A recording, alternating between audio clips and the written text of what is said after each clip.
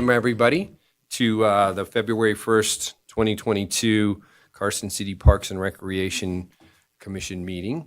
So I'll officially call the meeting to order and then look over and have a roll call. Can we get a roll call? Chairperson Meyer. I'm here. Vice Chair Cartwright. Here. Commissioner Schutte. Here. Commissioner Whitefield. Here. Commissioner Caldwell. Commissioner Wilkie McCulloch. Commissioner Kiever. Sorry. Caldwell forgot to unmute. Here. A quorum is present. Thank you very much. So the way we're going to start our meeting today is we're going to go through a public comment section. So the public comment is open to anybody. We might have some people online that are on the phone that want to comment on anything that has to do with the Carson City Parks and Recreation. So you can come up and comment. Are we going to keep the comment to 3 minutes, Jen? Is that something we want to do? And will you keep track of that, Jen? I will. Okay, thank you very much. So with that, if there's anybody that wants to address the commission about anything concerning Parks and Recreation, this can be on the agenda or off the agenda. It doesn't matter. So the floor is open. Come on up.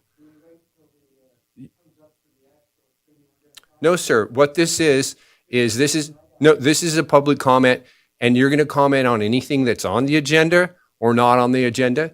During the agenda items, we will not be taking public comment. Okay?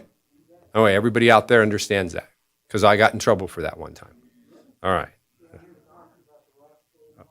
Okay, sir, if you would please, first off, we're going to hit a button on there, and that's going to start your microphone.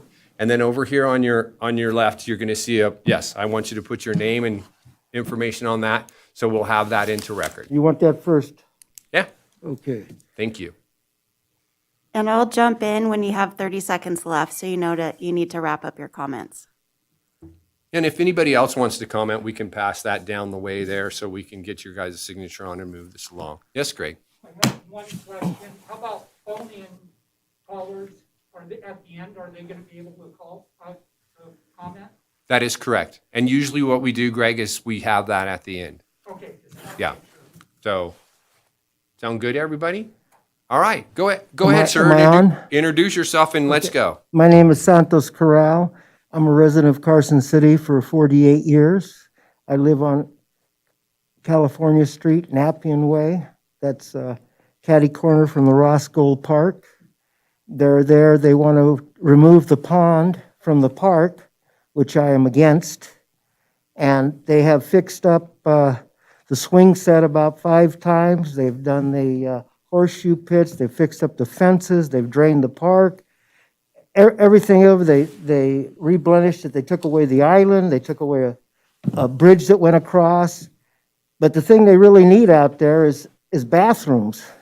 They don't need the thing fixed. They need bathrooms out there because there's no bathrooms. And here you're going to remove the pond, put more ground down, so more people to come there, and there's no bathrooms. The bathrooms have probably been painted 6 times. They still stink like urine. They need a bathroom by the tennis courts and southeast of the existing bathroom, and to make everything happen over there, because it just isn't going to go. And most of the people in Carson go to that pond for the ducks and the kids. That's what they actually go for. You talk about a park, and it's the duck pond. They know right where it's at, and they have sidewalks that they have to put in on the southeast of the park on the road. It hasn't been done. They've paved the road on the east side of the park, which originally the park was made for horses, and there's never been any animals allowed there anyway except horses. Now the people don't want the horses there, but you can't fight City Hall. I just like to see the pond stay. They've drained it, and there's a big mountain of poop in it. There's a bicycle stuck there. It's been there for 30 years.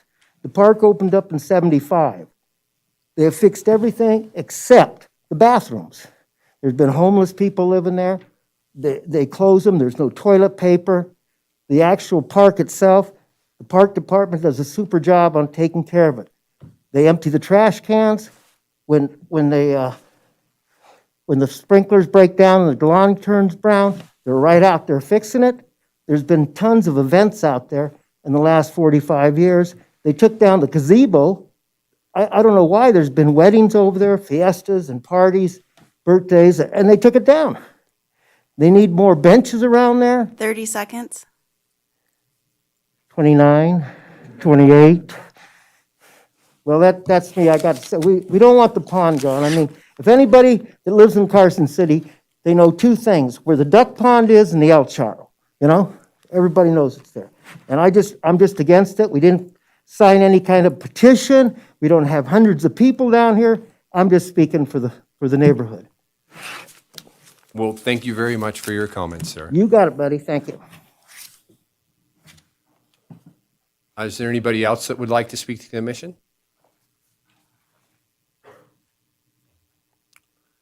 Welcome. Thank you. So the same thing applies. If you could reach down there and get that piece of paper and put your information on, that'd be great. Thank you very much. Do that. Good evening. Is it on? Yes. My name is Craig Steele. First thing I want to do is say thank you to all you folks for the service you provide the city. I was on the Carson City Regional Planning Commission for 5 years. I was chairman for 2 years. And I understand how much work it is and how much time you spend with these agenda items. You know the city. I was looking at your 5-year plan. You've got a lot to manage. And so thank you for all of that. I'm here on behalf of the Carson Ridge Disc Golf. And I saw on your agenda that you're going to have a presentation coming up very shortly from the Disc Golf Association. I saw the material online, and that will be your presentation. And I don't think it really goes quite as far as maybe it should in explaining to you how important that course is. In the amount of time that I've played out there, which is almost a year and a half now, I'm 74 years old and I can still play disc golf. And I go out there and I see kids playing, there's their parents playing and their grandparents playing. It's at least a 3-generation sport. In the time that I've played there, I've played with people from Reno, people from South Lake Tahoe, people from Douglas. In one tournament, they have doubles. There were people from Maryland who had found this course and wanted to play it. It was, there's a software program called UDisc, which has the locations of all these disc golf courses across the country. For each disc golf course, they have GPS coordinates for the tees and the baskets, and they can tell you the distance from the tee to the basket and the direction to the next basket, and that includes Carson Ridge Disc Golf, both the stadium course, which is the long course, 18 holes, and the short course, Pony Express. If you haven't walked those courses, you should do it. It's really an outstanding park. And I think the city really needs to provide that course some support. 30 seconds. Reviewing your 5-year plan, I see that there are a number of projects that are scheduled for the course. The first one is a $5,000 item for benches, baskets, and trash cans, but not this year, next year. Then you've got a $40,000 shade structure and a $100,000 toilet. And what I'd ask you to do is consider moving those projects earlier in the schedule. And then the other thing is you have a number of places, Ron Wilson Park, you've got the replacement of a shade structure. And I'd like to see you take the one that's being abandoned and move it out to the golf course. And you've got picnic tables, benches being replaced at several parks, and they will also be useful to the Carson Ridge Disc Golf Course. Thank you. Thank you very much for your comments, sir. Is there anybody else that would like to comment?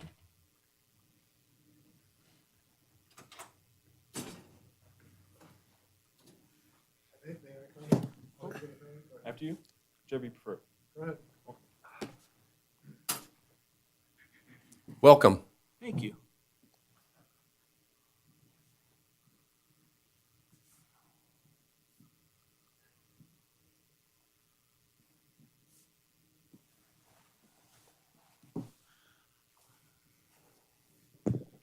All right, can you hear me? I can. You got a light on that microphone, sir? Turn it one more time. There you go. All right. There you go. Go ahead, sir. All right. So I'm here to support the Carson Ridge Disc Golf Course. To start with, I've played disc golf all over the country, and we are blessed in this region to have a course as cleverly designed as the Carson Ridge Disc Golf Course. They have such an effective use of terrain as an obstacle.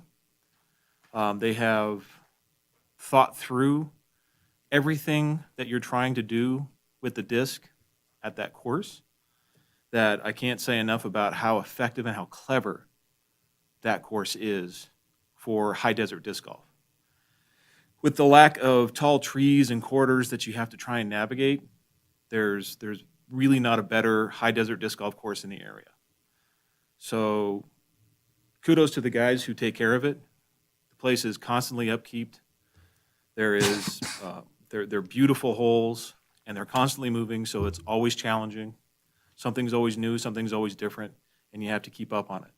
So as a disc golfer who's played all over the country, it's always a challenge, and that's what you're looking for when you're looking for a course.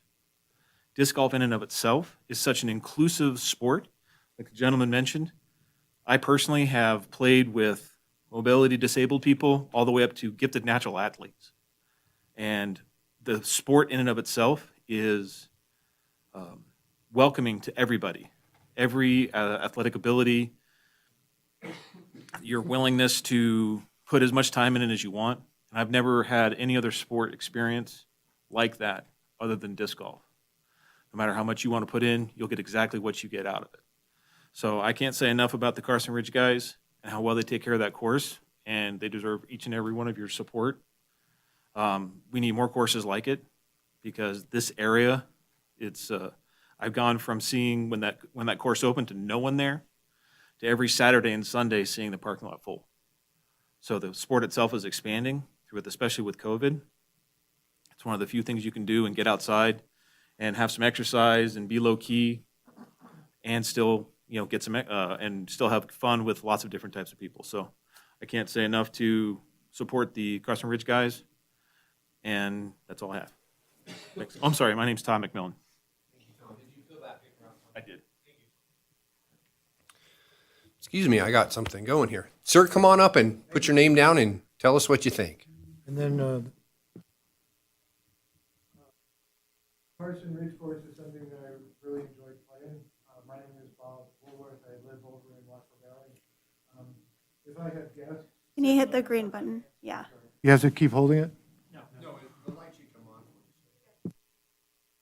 No, you turned it off. There, it's on right. Ah, very good. Right. I'm a resident of Washoe Valley, but I often come to Carson. The course is an exceptional gem. It's a pleasure to play. It's beautiful scenery. I've played with all different age groups, seniors, young people, and people like myself in midlife, I guess, aging rapidly. But it's really something that is deserving of your consideration for however you can help fund it or support it, or it's just an exceptional place where it's very enjoyable to spend time. So my hat's off to the people who take care of it. It's a great place. Thank you. Thank you very much. Is there anybody else out there who would like to talk? Come on up, sir. Welcome. You can take any one of the mics you want. It's perfectly fine. All right. We just got to get your name on there. Go ahead. So my name is David Cruz, and I play the disc golf courses in the local area. And I just want to say that the course out here in out at the Ridge is exceptional, and that there's no other course that really takes care of nature and wants people to connect with nature. A lot of the courses you see, a lot of the wildlife is gone because of the they allow dogs out there. People tend to be loud, and I think with the way they run it out there there seems to be like a culture developing out there where everybody's kind of catching on to the idea that we're going to respect the surroundings. And, a lot of people like the horses and the scenery and stuff. So I just want to say that I think it's a good cause out there, and, I just want to voice my support for that. All right. Thank you very much for your time.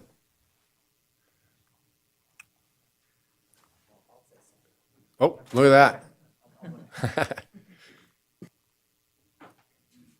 Welcome.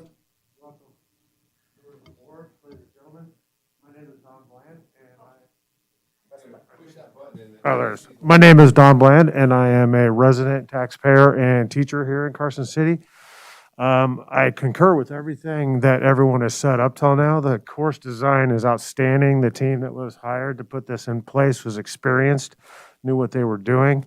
It's an excellent course, but I think I want to come at this at another angle, and that is my wife and I, we travel. And we ski and we rock climb and we get around and we go to places and we do so to do the things that we enjoy.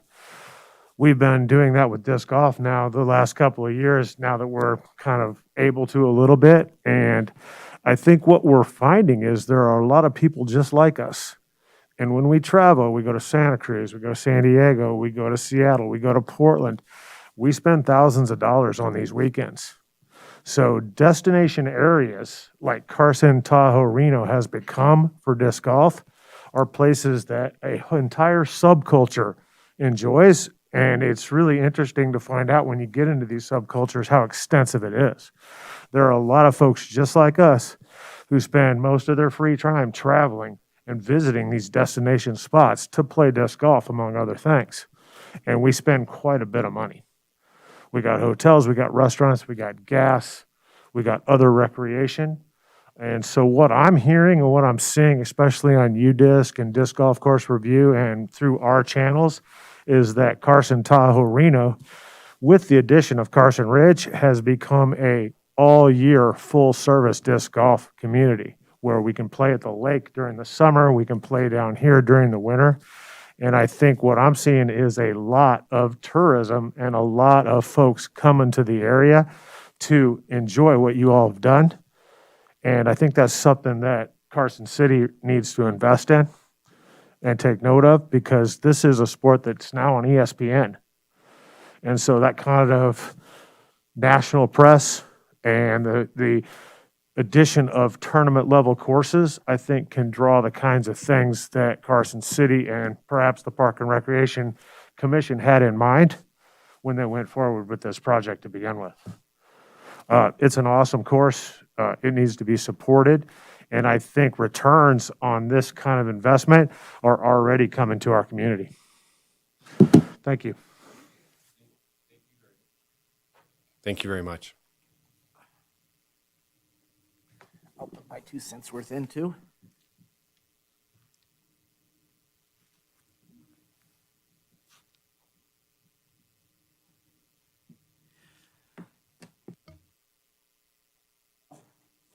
Yes? Yeah, I'm going to put my 2 cents worth in on the course out there in Carson. I've been playing there for a little over a year. I'm not very good. There's some really good guys out there. I started volunteering, and I kind of saw what the course looked like when they first started it. And it's too bad you guys didn't see what it looked like. You know, I don't know how long it's been there, but I've been going there for a year and a half from then to now. If you want to take a look at a course that's badly managed, you should go to the Wedge over in Reno, right off of Wedge Parkway. The brush is knocked down, people trample through it.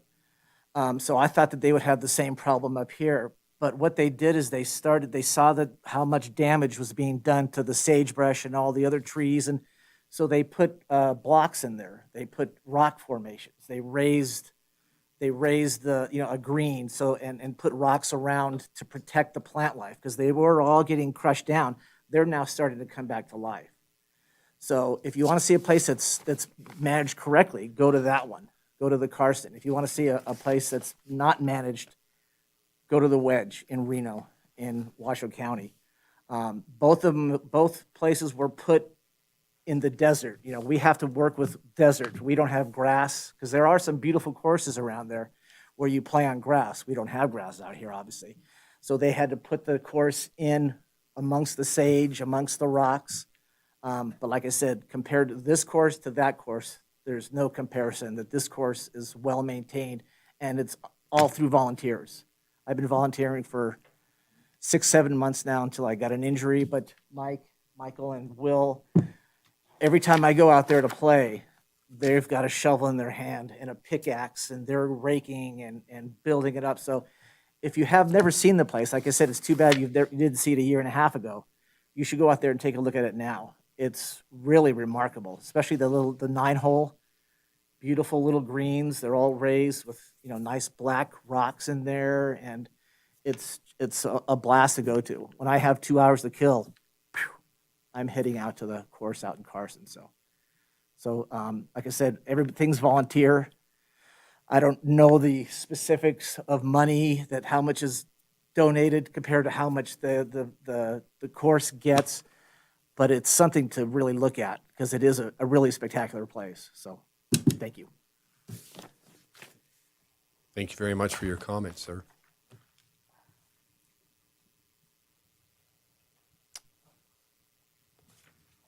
Welcome. Hi.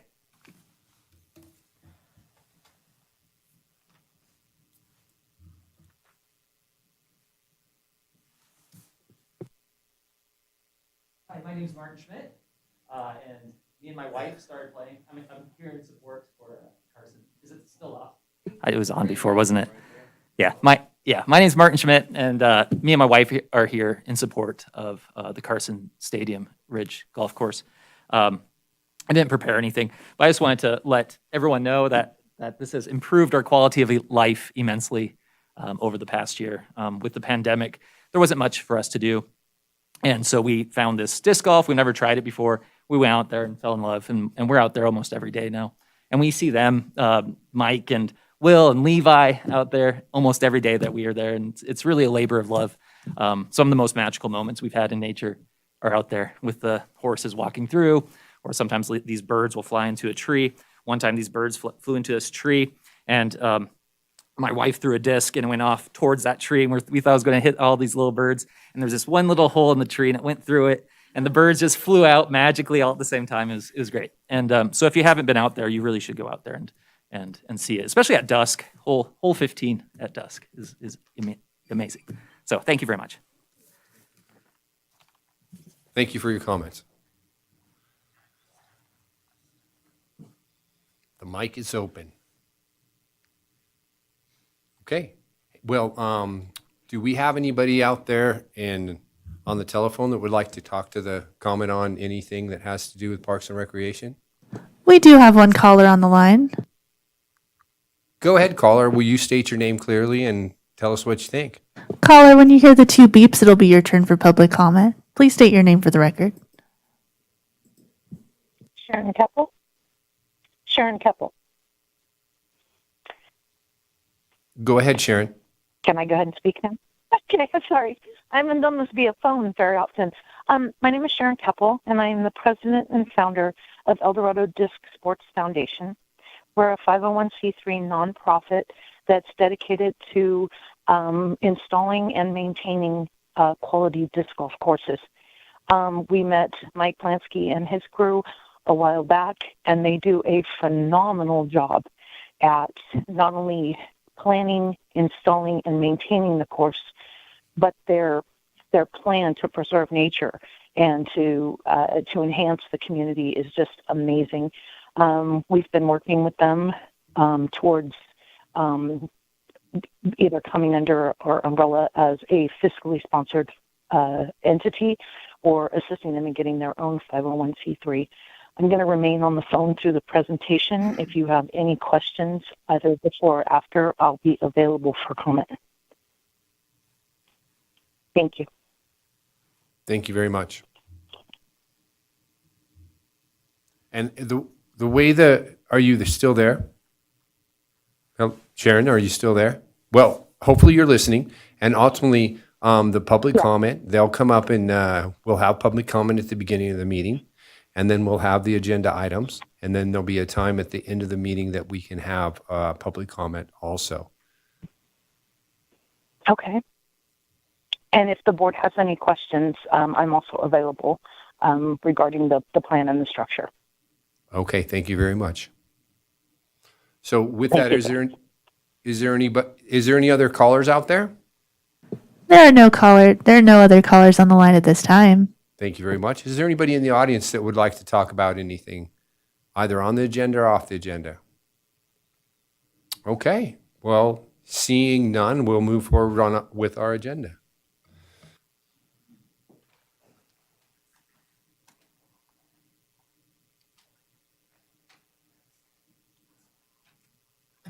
So the next thing we have for the commission is the possible approval of the minutes. Did everybody on the commission read through those minutes?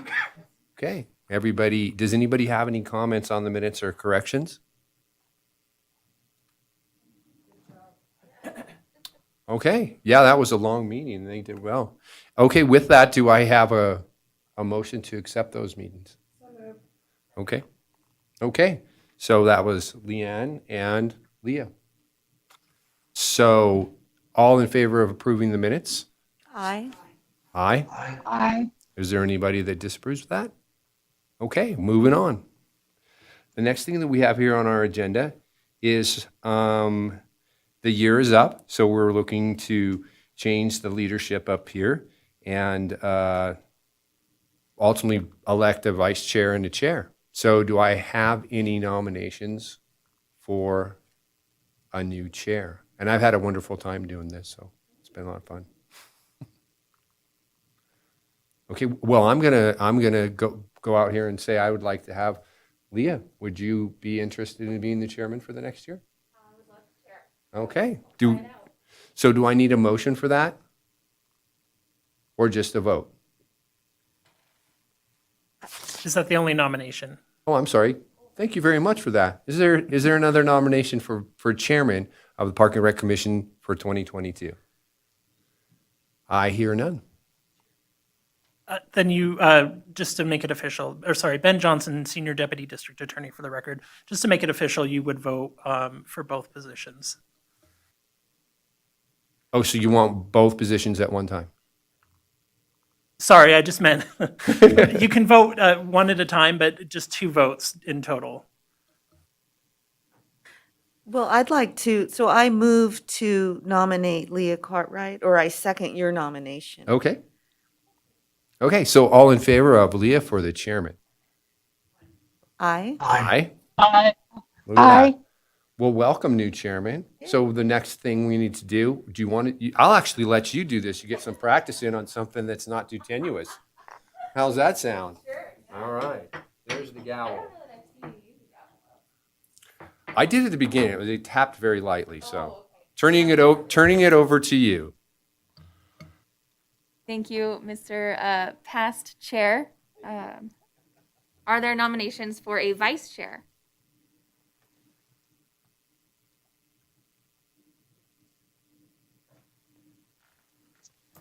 Can I nominate Kurt to be my vice chair?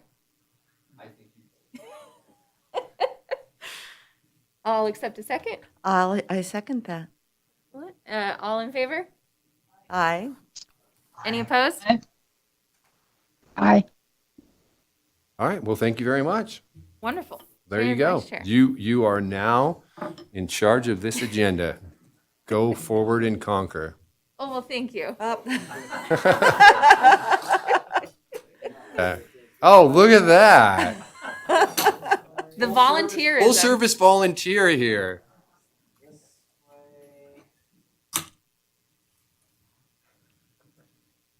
Oh, it's muted. There we go. Well, Now we are thank you. 100% official for all those people who are out there looking on the camera. Yeah. All right. Well, I'll stop talking. Go ahead, Leah. Thanks, Kurt. Thanks, everyone, and thank you, Mr. Volunteer.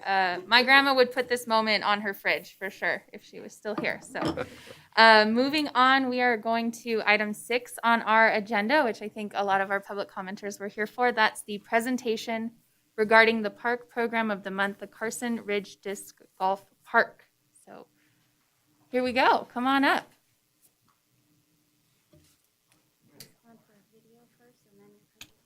Yes. Okay. Should I say something before it starts? However you would like. Should I have a mic? Just sit here and speak? Okay. I'll be your IT support. Full service director.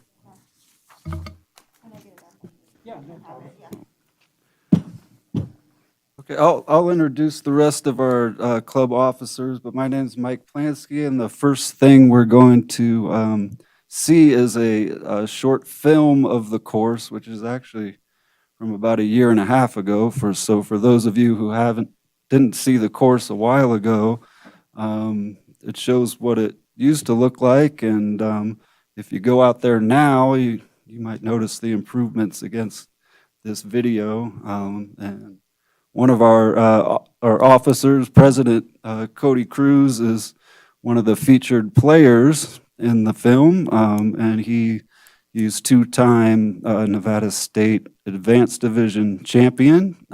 So let it roll.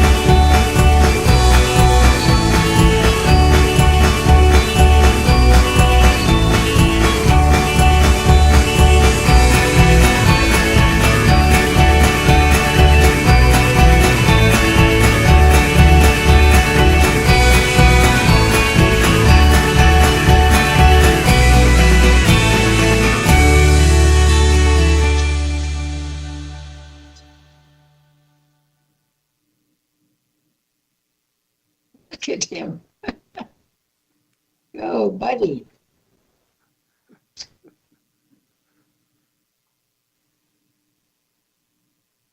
It's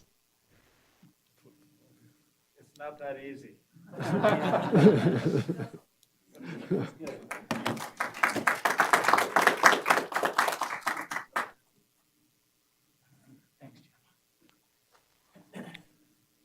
Switch, let Mike have.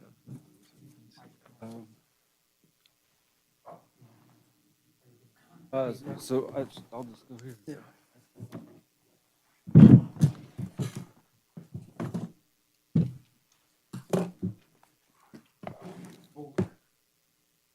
Full screen? On. What's that?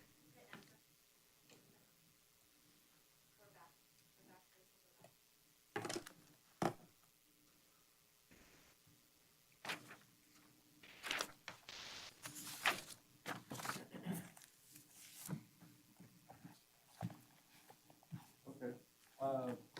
I guess I'll just. Is your mic?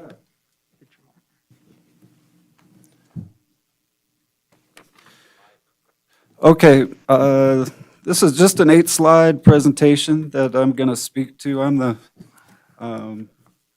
guess I'll just start off with introduction. I'm the secretary of Carson Ridge Disc Golf Club. I have Greg Swift to our left, the treasurer, Will McKissick, director of maintenance and construction, and Cody Cruz, our president here. And the first slide just shows basically how this project got started and all the partners in it. It started out as Eagle Valley Disc Golf Club, and we changed the name and have developed bylaws and with membership based on volunteerism, from which you heard from several of our member volunteers, which is unique in disc golf clubs to have members that want to do more than just play. They want to help keep improving and maintaining the course. So we're real lucky to have these folks that have been inspired by this project, which got kicked off by a Land and Water Conservation Fund grant of $118,000 and some change, administered through Nevada State Parks. And we've been working under the Foundation for Carson City Parks and Recreation, the city's 501c3 that supports groups, recreational and cultural groups such as ours. And so we've learned a ton through the process of designing and building this course. When we had no idea how much work and design and effort we'd put into it, but we were kind of guided by the Land and Water Conservation Fund grant, which has objectives for their projects to conserve natural resources, be accessible, be attractive. So we found out that disc golf is still a very, it's a very reasonable cost to maintain a course, but this course still to reach its completion, it needs and attract top tier, top pro tournaments. It's not finished. Let's see. So just to go over the where disc golf is going now, it's just exploding, and the pandemic has, as a couple of the commenters have already mentioned, is it's an activity that it's been revealed that it can be great outdoor recreation, low cost, and safe in this era. I did my master's thesis almost about a decade ago, and this graph here shows the jump from 2013 till now. Through my research, I found that the Professional Disc Golf Association tracks its members. That's kind of the best way we have to understand how many disc golfers are out there. When I finished my thesis, that number was about 20,000. Now there's 80,000 active members. So if you use that multiplier of 4, there's got to be at least 2 million regular disc golfers out there. And it's becoming a really viable professional sport. 2 of the top players, Paul Macbeth and Ricky Wysocki, just signed 10-year, $10 million, and 4-year, $1 million contracts. A recent global disc golf market study shows, projects that by 2027 it'll approach a $500 million industry. And as Don Bland mentioned, the tourism aspect, that's just the tip of the iceberg for the money that disc golf can bring to regions with gas, food, lodging. Will McKissick and I, with Strategic Marketing Group back in 2017, did a study in Tahoe at their most popular courses, Bijou and Zephyr, that showed $21 million attached to disc golf to just those 2 courses. And you're introduced to UDisc too. Actually, at this number, 11,000 courses worldwide. UDisc just came out with their new numbers. They're listing the top 100 courses in the world soon, and they say it's up to 13,000 courses worldwide, and that number 6,490. The app that people use to record their rounds, that's how many rounds have been recorded at Carson Ridge since it opened a little over 2 years ago. And since I made this presentation, it's gone up 147 rounds. And those are just people who have the app who record their rounds. It's got to be a fraction of the people who actually play rounds. So I think it'd be safe to say there over 100,000 rounds have been played at Carson Ridge. And the most recent ranking that I could pull off the UDisc website has the Stadium course as the #1 course in Nevada, and the Pony Express is perhaps the highest rated beginner course, probably in the West. Trails for disc golf, that's, as you could see a little bit in that video, and the comments you heard earlier, is that we were really focused on preserving the beauty of the natural desert landscape.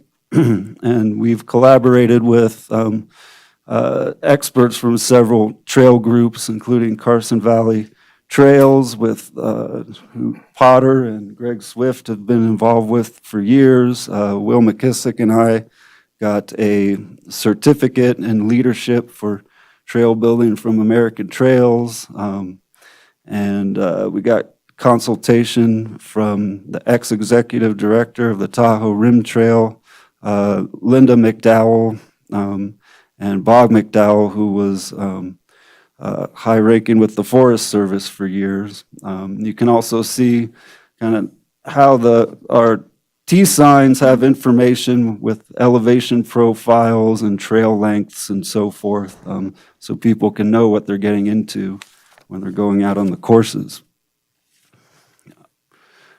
This slide shows what we've really been focusing on the parking lot. It's really a way to teach people who come to the course that have maybe played disc golf other places on desert courses that don't necessarily respect the land. We emphasize don't crush the brush. We tie it to the Professional Disc Golf Association rules and regulations. This is an example of 803.03. It's a two-stroke penalty for damaging the course. We're developing bunkers around native shrubs and trees that allow relief. The T signs interpret native plants and animals as you walk the course, which a lot of people seem to enjoy. And over time, people get familiar with the wildlife, the seasons, and the plant life out on the course.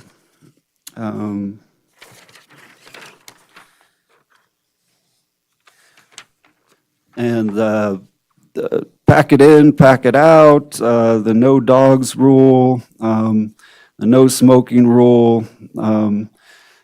It's been a challenge, but we've got to the point where the improvements we've made and sort of the culture that's developed there because we've been out there so often and interacting with people.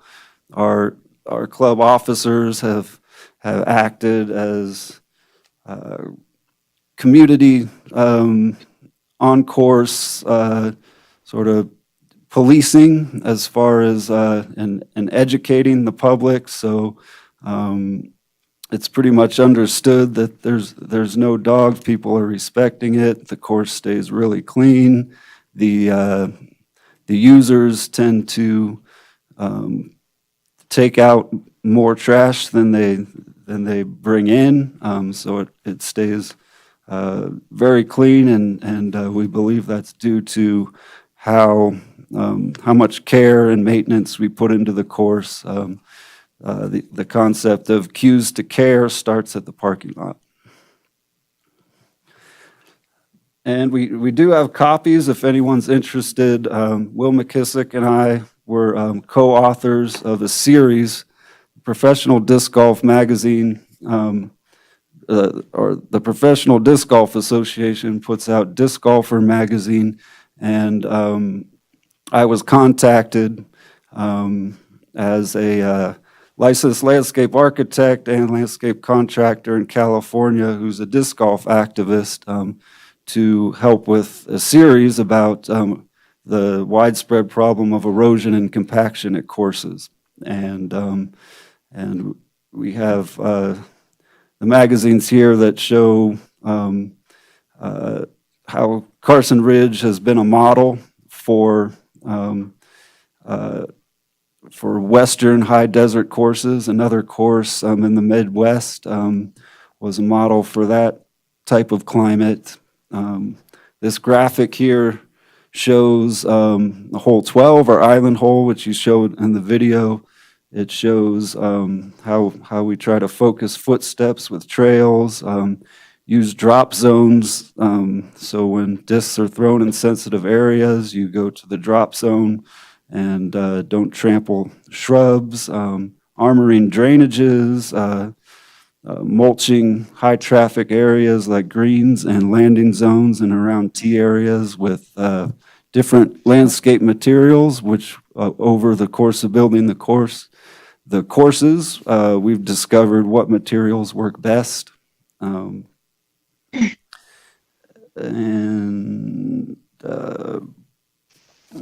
I'll move on to the next slide.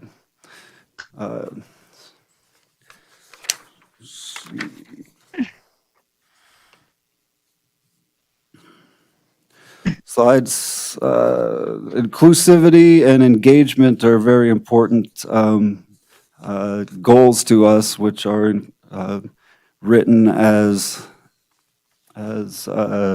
objectives in our bylaws. And we've been over the top pleased with the number of families we've seen out there. This is a family group playing the big course together, but there's been an explosion, especially on the short course, the Pony Express Disc Golf Trail, which interprets the Pony Express stations throughout western Nevada on the T signs. And the image of the kiosk shows how new players can look at the central kiosk in the main parking area and learn about safety and flow for this park, and how to play the game, and flow with the play and respect the environment, and follow the physical design cues on the land and with the signage. And finally, the last slide, moving forward,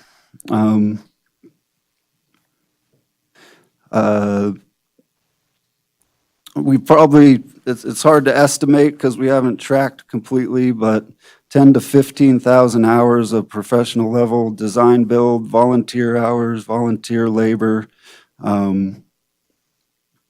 have been put into this, this project.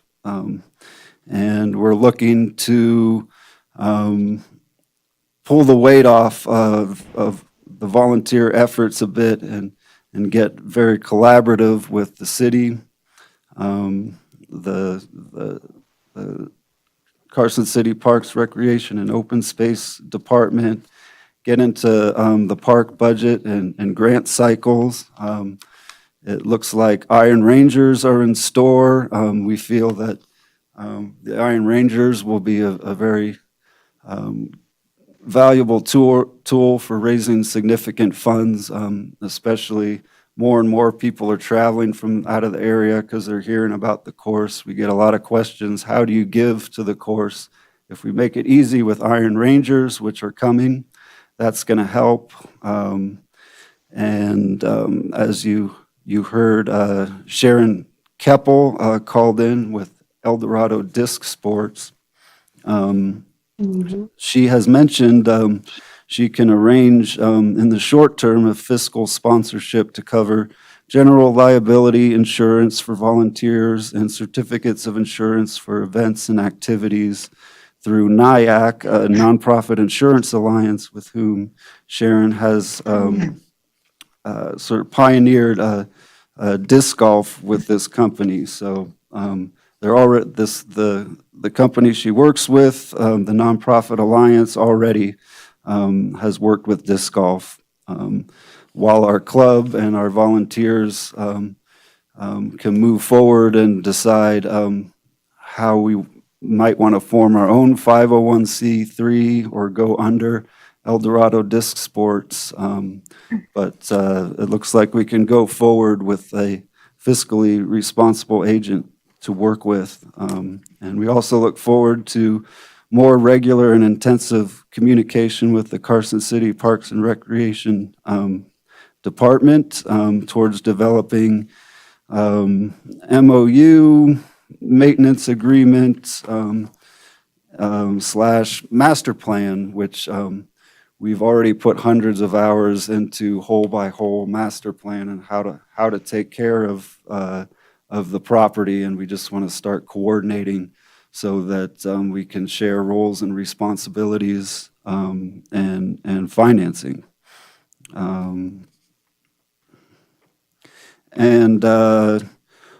Finally, I know that the Parks Department is very strained with getting help right now with maintaining their parks and facilities.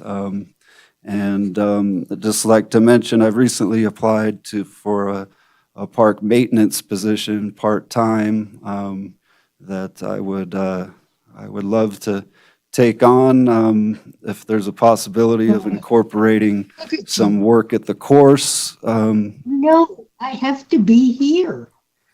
Excuse me, for those on the line, if you could mute, thank you.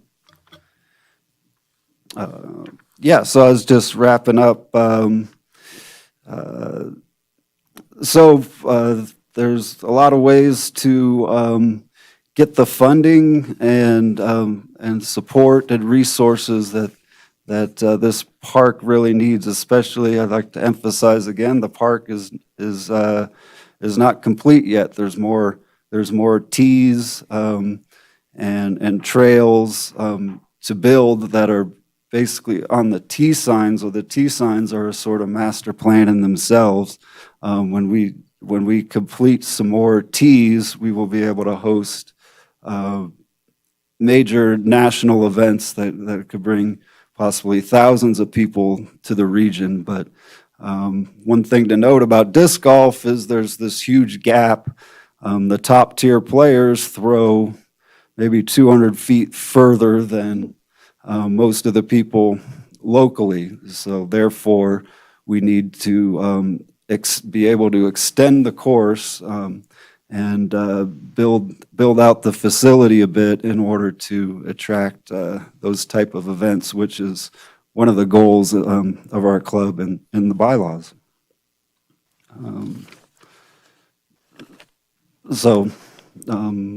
Yeah, I was going to say more, but our public comments and many of which are active club volunteers kind of said it for me. So I think I'll wrap up.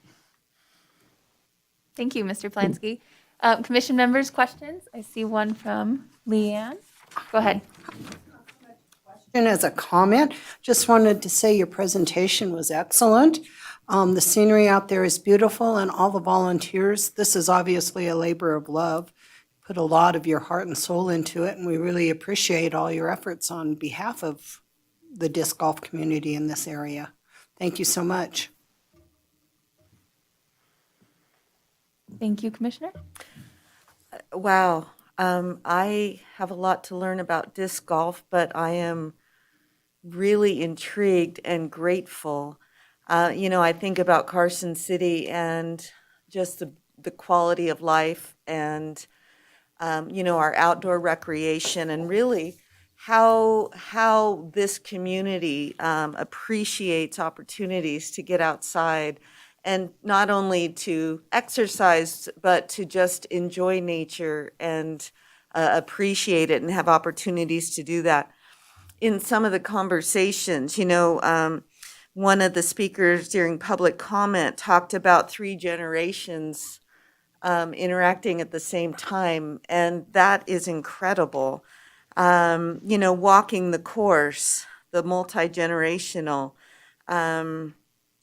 and then talking about how this is such an opportunity to bring tourism in a really positive, healthy way. And so I just really so appreciate this. I appreciate that plant life is protected. I appreciate that wildlife is enjoyed in a respectful way. At Thursday's meeting, they always ask for status reports at the board meetings, and I will absolutely talk about Carson Ridge Disc Golf, and kudos for the volunteer efforts and what you do for our community. Thank you, Commissioner Schutte. On our webcast, any commissioners out there in the ether with questions, comments? I have a few. Is that Dave Whitefield. Go ahead, Dave. Thank you, Chairman. Great job on this. I'm very impressed. I know very little about disc golf. Most of what I know, I learned just tonight. So great job by all the volunteers and everybody who put their effort into and money into it. Couple of things. Do you, is there any program where you offer lessons or an introduction to the sport to beginners, to new people?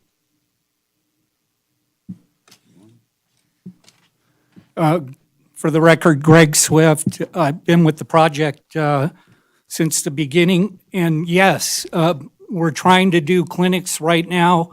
There is a woman from the Grass Valley area that is also a world champion in the amateur division who's we've been working with and is interested in coming. But we have a lot of skilled players locally also that can, that's on the horizon. There's a few things, amenities needed at the course to accommodate like the youth. The course is pretty exposed. We need benches. you know, we need a shade structure, and a couple other things, but that definitely is on the horizon for the course to be ranked as high as it is in such a short period of time. I think at the beginning we said, if we build it, they will come. And the sport, like pickleball, is exploding. I've been watching your efforts, and we were going to model after that because I saw the interest, including myself. Excuse me, my voice. When you guys had the introductory classes, how well attended they were. You know, you really have inspired me personally, and I'm not trying to, you know, go over the top, but seriously, the community from these two sports is benefiting during these pandemic times. I went out and played at Mills Park, which is outdoors. That's how I prefer it. But, you know, to keep those course ratings and to bring in some big tournaments, which we're negotiating right now, you know, the course just needs a little boost, you know, and that's what we're working. But getting back to your question, that's definitely, the short course is getting so much play that's another thing. We're going to probably need a little expansion because that quadrant of land is pretty exposed, and we're doing our best to keep the trails up. But man, there's just so many new players, and we heard some of them here. I travel all over also to play disc golf because I've loved it for so long that, you know, it's inspiring to see people using that UDisc app or other online things to look for the highest rated courses in an area. And they're coming to Carson Ridge. So hopefully we can keep the growth of the sport too, which it's inevitable through some clinics and tournaments designed for beginner players and such. Very good. Thanks for the kind words. I'm always a little hesitant to bring up pickleball, but I do see a lot of parallels. Yeah. Okay. But I see a lot of parallels in the development of both sports, and I do have other questions, but I don't want to take up meeting time for those. So perhaps we could get together offline and discuss some of the things that might be symbiotic between the two sports, and maybe we can both move our efforts forward in disc golf and pickleball. So thank you very much for the presentation. I really enjoyed it, and very, very impressed with what you guys have all done. Thank you. Thank you, Dave. And I look forward to our next pickleball disc golf merged sporting event. Are there any other questions from commissioners? Commissioner Meyer. That's Vice Commissioner. It's just right there. Well, I just wanted to say congratulations on all your success. I mean, being in the rec department for as long as I have before I retired and so forth, and coming to all these meetings as a staff member and since the beginning, this is just wonderful. And I need to get out there and have somebody teach me how to play for sure, because that sure is, we live in a beautiful place, that's for sure. So once again, congratulations on your success. Getting down to the nitty gritty here, what are some of your long and short-term goals, and do you have dollar figures for those? And do you have any idea of funding for those? How does that all play out, and what are you guys here for, and what are you asking for to get down and dirty? Is that a fair question to you guys? Yeah, if I can comment. Okay.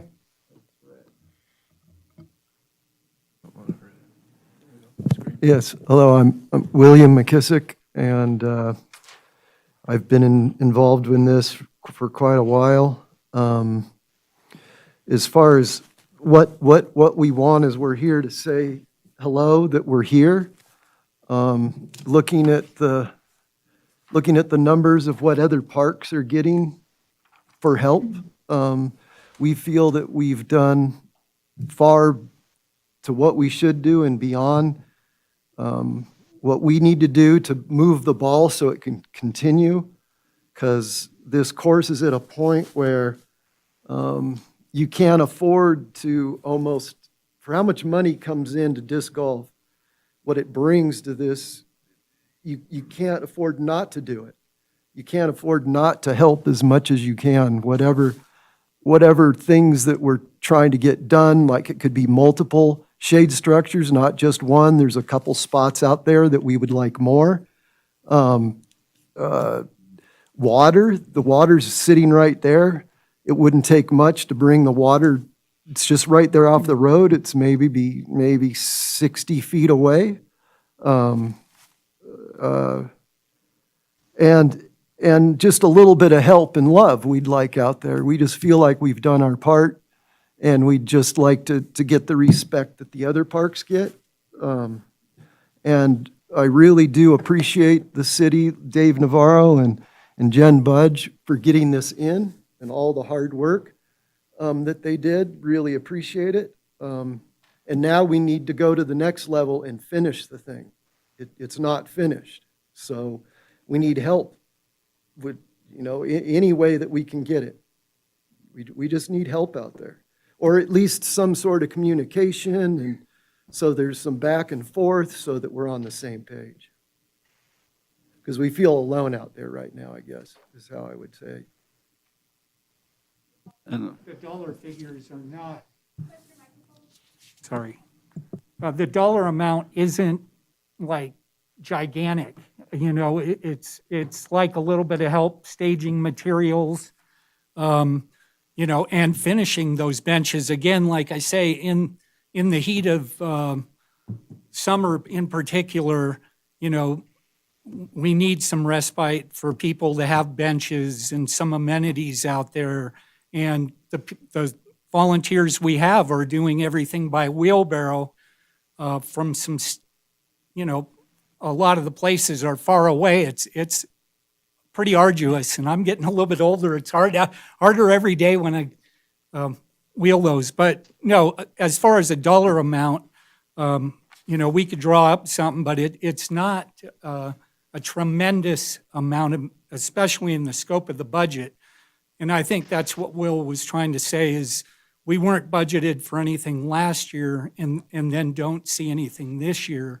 That, we just need a little boost there and some vision to keep it moving forward, because like Will said again too, it's not a finished project. We have a group of supporters that you saw tonight that are jumping in and making it a great facility. But again, we're running out of some of the money for materials that we've used to improve those trails, and even just a little city staff work to stage some materials in the spots that are so far away would be a tremendous help. And if I could add, there's a couple ways to look at it, as far as there's maintenance and there's improvements. As far as maintenance, as what Greg referred to, there's a lot of landscape materials that we get delivered from Cinder Light, but we've learned we have a really good idea of how many yards of each material is needed, but we need help moving it. So as far as like an annual budget for a high-end disc golf course such as this one, there are other ones. One's mentioned in this article we wrote. It's called Bryant Park. It's in the Midwest. I believe they take care of their course. It's immaculate, and their annual maintenance budget's $15,000 to $25,000 for that course. But then capital improvements are a different matter, of course, with shade structures, one-time investments such as that, and benches. Do you have follow-up, Mr. Vice Chair? I just want to say thank you. I think that, so right now what I'm hearing is that I heard the term build out. I guess that's what you're looking to do to possibly bring tournaments into the area and so forth, meaning that those baskets, or you'd have another set of baskets that would be further away, that you need benches and shade area and so forth, and then, and support is what you guys are ultimately looking for. So thank you very much. you. Anything else? Commissioner Wilkie, I have a, hello? I have a question. Yeah, we still Commissioner got some Wilkie. questions here. Oh, sure. Don't be jumping up too quick. Oh, Go ahead, Commissioner. So I guess this one's directed more to staff. What is your thoughts or process on putting them in the budget and what amounts we're looking at? Thank you, Jennifer Budge, Parks and Recreation Director. Currently, we fund the regular cleaning of the portable restroom on site. And then we have staff that goes by and empties the trash on a regular basis with our trash truck. They also get it as they're going down to the rifle range. But pretty much that's it. The other portion we provide support for is like our community cleanup trailer. So when there's volunteer days, our park rangers come out and will bring tools and supplies, trash bags, anything like that. And that's about all the support we've been able to provide on a regular basis. As you guys know, we have no inmate support right now, and that was a loss of equivalent to 20 full-time equivalent staff to the department. So adding a new facility, even when we had that that labor force as part of our team, you know, it was very clear from the Board of Supervisors that it'd be difficult to add additional duties to us. So as far as labor, we're really struggling with that. We're going to have the budget item later today. If that's something that you wanted to request, we can discuss it under the budget. I think that would probably be appropriate. But without having dollar amounts and an approved master plan for build out, I think that would be some good tasks to look at in the future. Have the Board of Supervisors approve a master plan for the site. Because what we did is we had the board approve what was built out as part of the Land and Water Conservation Fund grant. So the board has only approved that level of development at the course. So it would be great to have a master plan drawing and one that could come here for public input and approval. And then we could go to the Board of Supervisors, have that master plan, and then have an implementation or funding plan that would support that development. So that would be my suggestion. So if you want a shade structure, benches, those other things, and then we could have, you know, cost allocations for those items. Or if there's other funding, other grants we could go after to leverage any local dollars as well would be good. So typically in a full master plan, you'd have that picture of the development, and then you'd have perhaps a funding plan that would go with it. And right now we don't really have those pieces in place yet.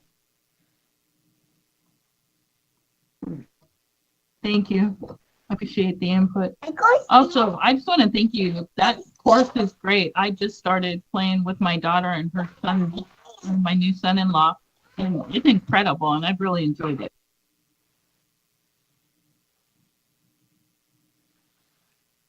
Thank you, Commissioner Wilkie. Any other questions or comments from the commission? Go ahead, Mr. Vice Chair.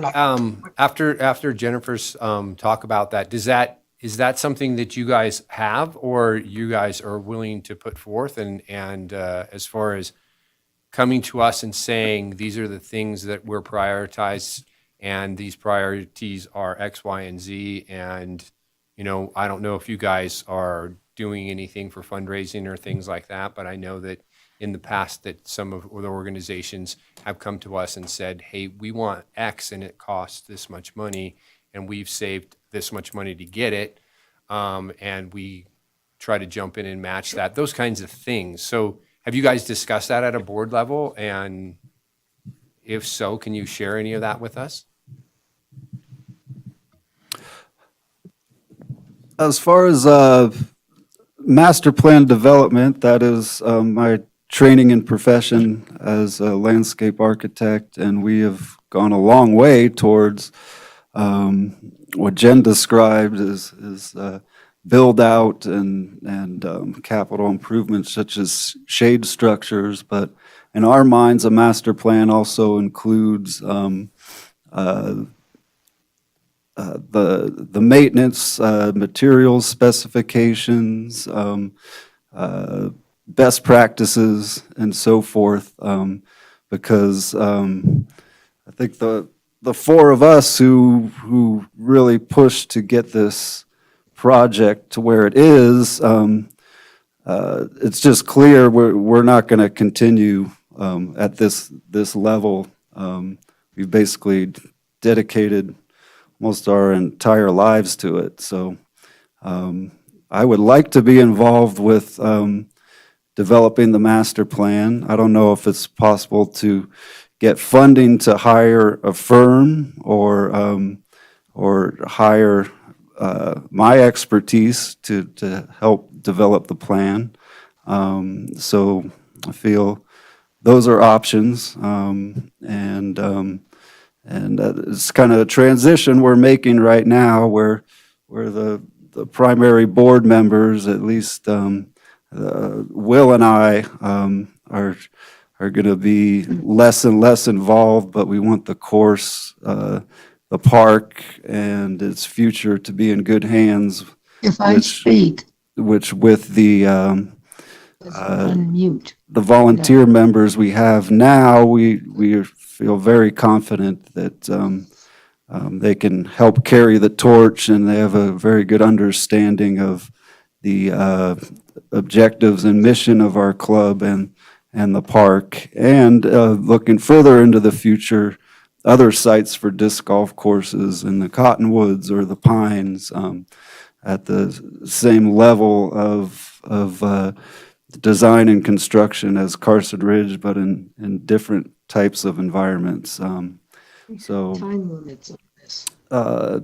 as I mentioned before, the eyes are more and more going to be on Carson Ridge. I didn't mention the PDGA's Disc Golfer magazine. It reaches nearly 100,000 members.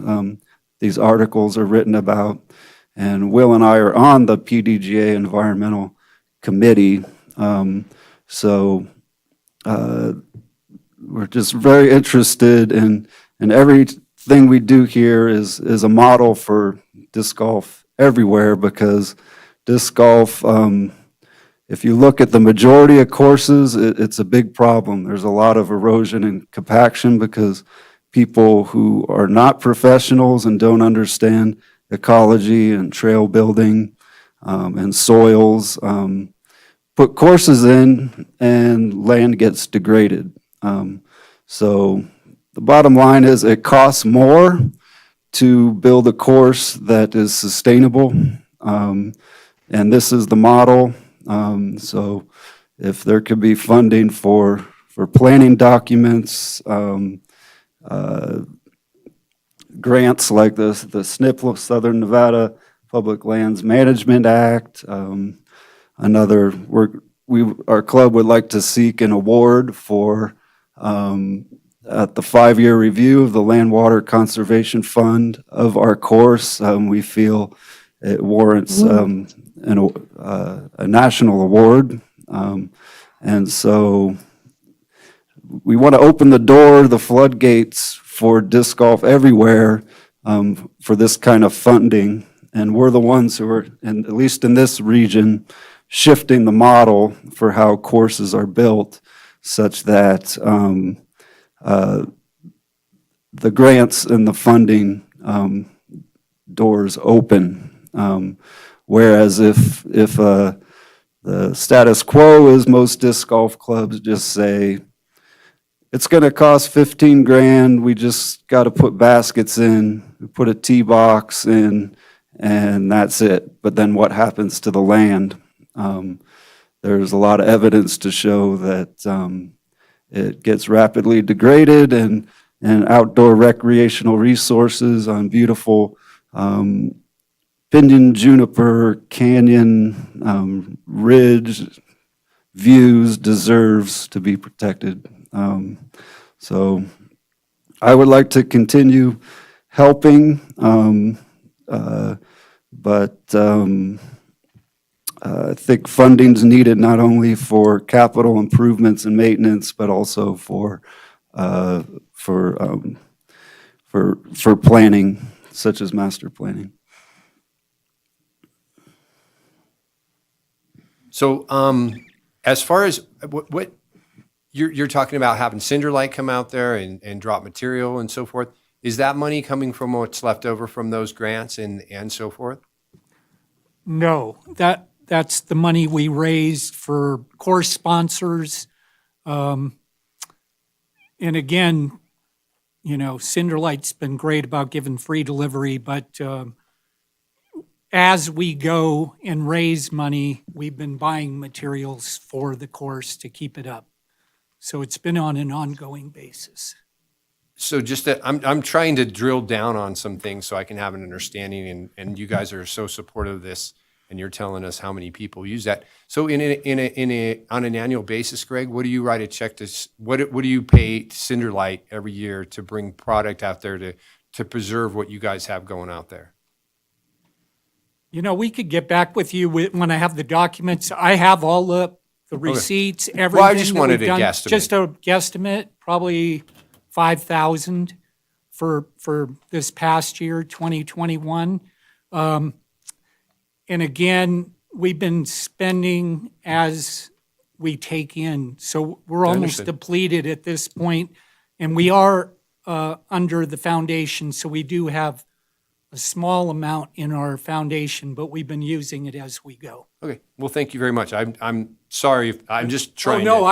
I'm trying to I'm just trying to drill down and kind of understand the big picture. So Yeah. Also, just so you know, we've got a couple tree companies that have been just so awesome in delivering some wood chips out to the course that we use on our trail network and other places. So, they've been helping us out as sponsors also. on the way to the dump. Yeah, absolutely. Well, thank you very much. I think that I don't have any other questions or comments. Sorry. Thank you, Mr. Vice Chair. All right, last call. Any other commissioners? Oh, there's Dave. I see your hand. Go ahead. Thank you. Just a couple of things. One for Commissioner Schutte. You mentioned in your role as supervisor, you wanted to take mention of this program to the board, and I strongly support that effort. I think this is a really exciting program and deserves to be supported and deserves to be have the boards educated on. So kudos to you for that. I hope that goes well. And to the disc golf folks, you may have already done this, but we've tried this too with pickleball and some success, but probably haven't pushed it as hard as we should. But consider the Culture and Tourism Authority if you haven't already talked to them. I would suggest that might be a good place to go, especially with your numbers about what the kind of dollars that tournaments can bring into the area. We've tried to make that argument for pickleball as well, and the numbers I think are pretty similar. So anyway, good job. I really appreciate the presentation you made. The program is very exciting. I may be contacting some of you to try to go out and try this myself. It sounds like fun. Thank you very much. Let me call Dave. Can I make a comment to Dave?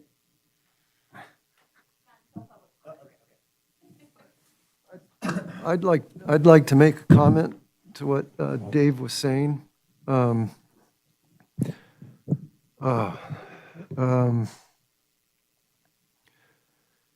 With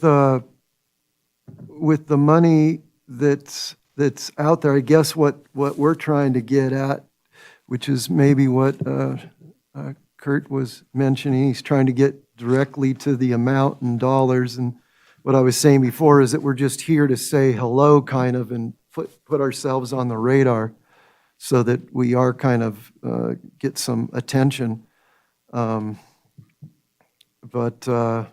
Yeah, there's too much to say. I can go on so forever talking about all the data that I have in my head about this and all the time that we spend thinking about it, all the way down to clinics and trying to all the different social issues that we'd like to achieve out there. We would just love some help, that's all. But, sorry, I didn't really answer what he was saying, so. Okay, Thank you. I'm gonna call it off. Thank you all for the presentation, and to those online, if you could mute if you're not speaking. I really want to say thank you all for presenting. When I first joined the commission, I got a little tour. This was back in 2019 of when the course was first being developed. So, it's kind of nice to see it come to fruition this way. I do look forward to seeing, some kind of long-term maintenance use agreement and what that looks like budgetarily for us. It's really hard to put something in the budget if there's no numbers attached to it. And I think if we sent that to this, we just send a recommendation to the Board of Supervisors. I think if we sent to the Board of Supervisors like a question mark, please fund this, they might kick us off the commission. And I was just reappointed, so I really don't want to do that. So if you guys could work on that, I think I heard in the public comment from that El Dorado Disc Golf Association, there's possibly some help out there. Keep us in the loop. Let us know, what else we can do. And I look forward to seeing, that long-term plan and finding some budget wiggle room, some budget dust. We'll see what we can do. Can I add one more comment? Sorry, really build your nonprofit, really build the membership. And I don't know what the nonprofit entails, but having started a nonprofit and being involved with many services that are part of the objective, it is really helpful having that support from your membership and that kind of outreach. And so I would encourage the continuation or the building, and it sounds like you already have an amazing base. Yeah, the club's up and running, and we are, again, under the foundation umbrella that has a 501c3, as is the pickleball. So we'll work towards, hopefully, a state nonprofit, but the 501c3 is pretty daunting. Yeah. And we'd be happy to come back with some numbers if we can get on the agenda next time and present you with more information or kind of narrow it down. We'd be more than happy to do that. I'm sorry, I'd like to mention what Dave was saying before about tournaments. And that's what's really unique about disc golf is that we proved that up in South Lake Tahoe when we did the survey that actually it's better if they don't have a tournament, even more people come and play each day regularly from out of town. So it's kind of a unique sport that you don't need to have a tournament. They're coming. Every day you'll find somebody, they live in Pittsburgh, they live in Minnesota, just all over the nation every day. There's somebody out there. How'd you hear about it? Oh, we saw the pictures online and had to come. Like if we did a survey there, it would blow your guys' minds of what the asset that's there and what it's actually doing on an everyday basis. So that's all. I just wanted to mention that. Thanks, everyone. I think I'm going to officially close this agenda item. It is for discussion only. There's no action on this item. Thank you all for presenting. Thank you all, the Thank you. commissioners. Yes, thank you, everybody. Jennifer and Dave. City.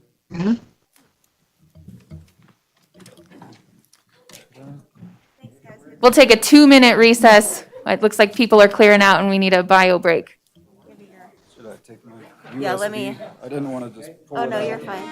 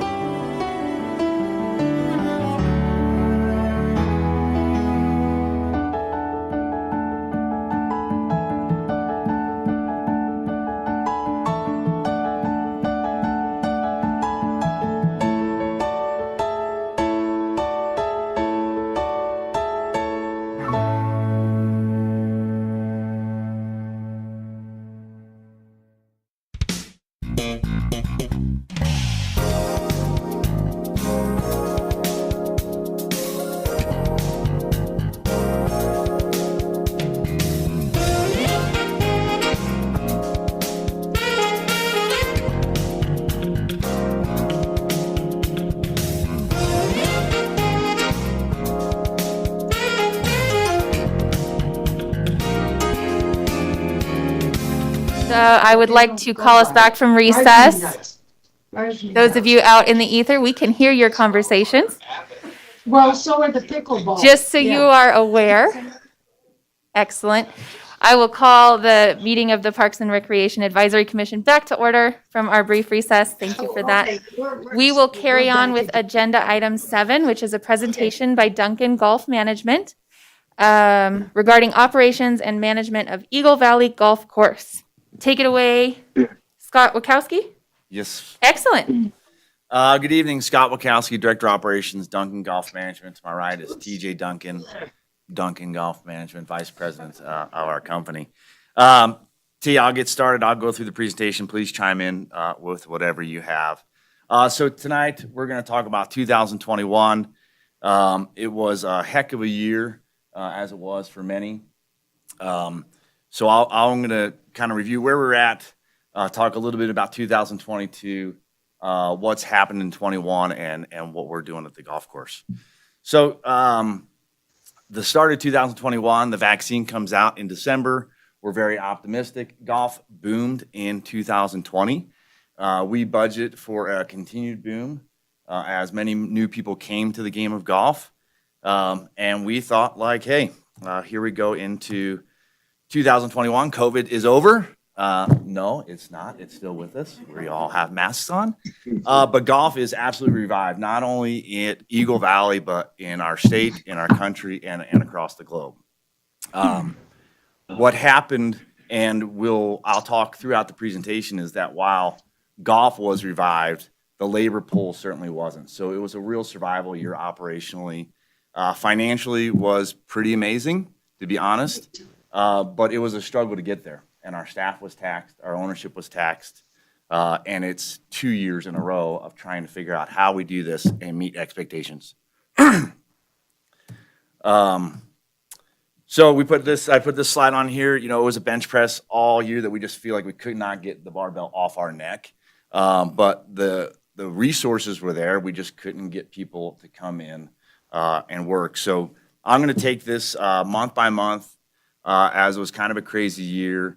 And so we'll start with January. 2020 ended with some significant growth at the golf course, record rounds in most recent years, probably more rounds they had in the last decade.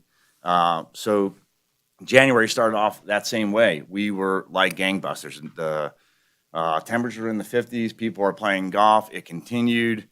We got a little bit of weather the last week of January, which everyone took a big sigh of relief, and we were thankful for because we were now entering our second year of extreme drought.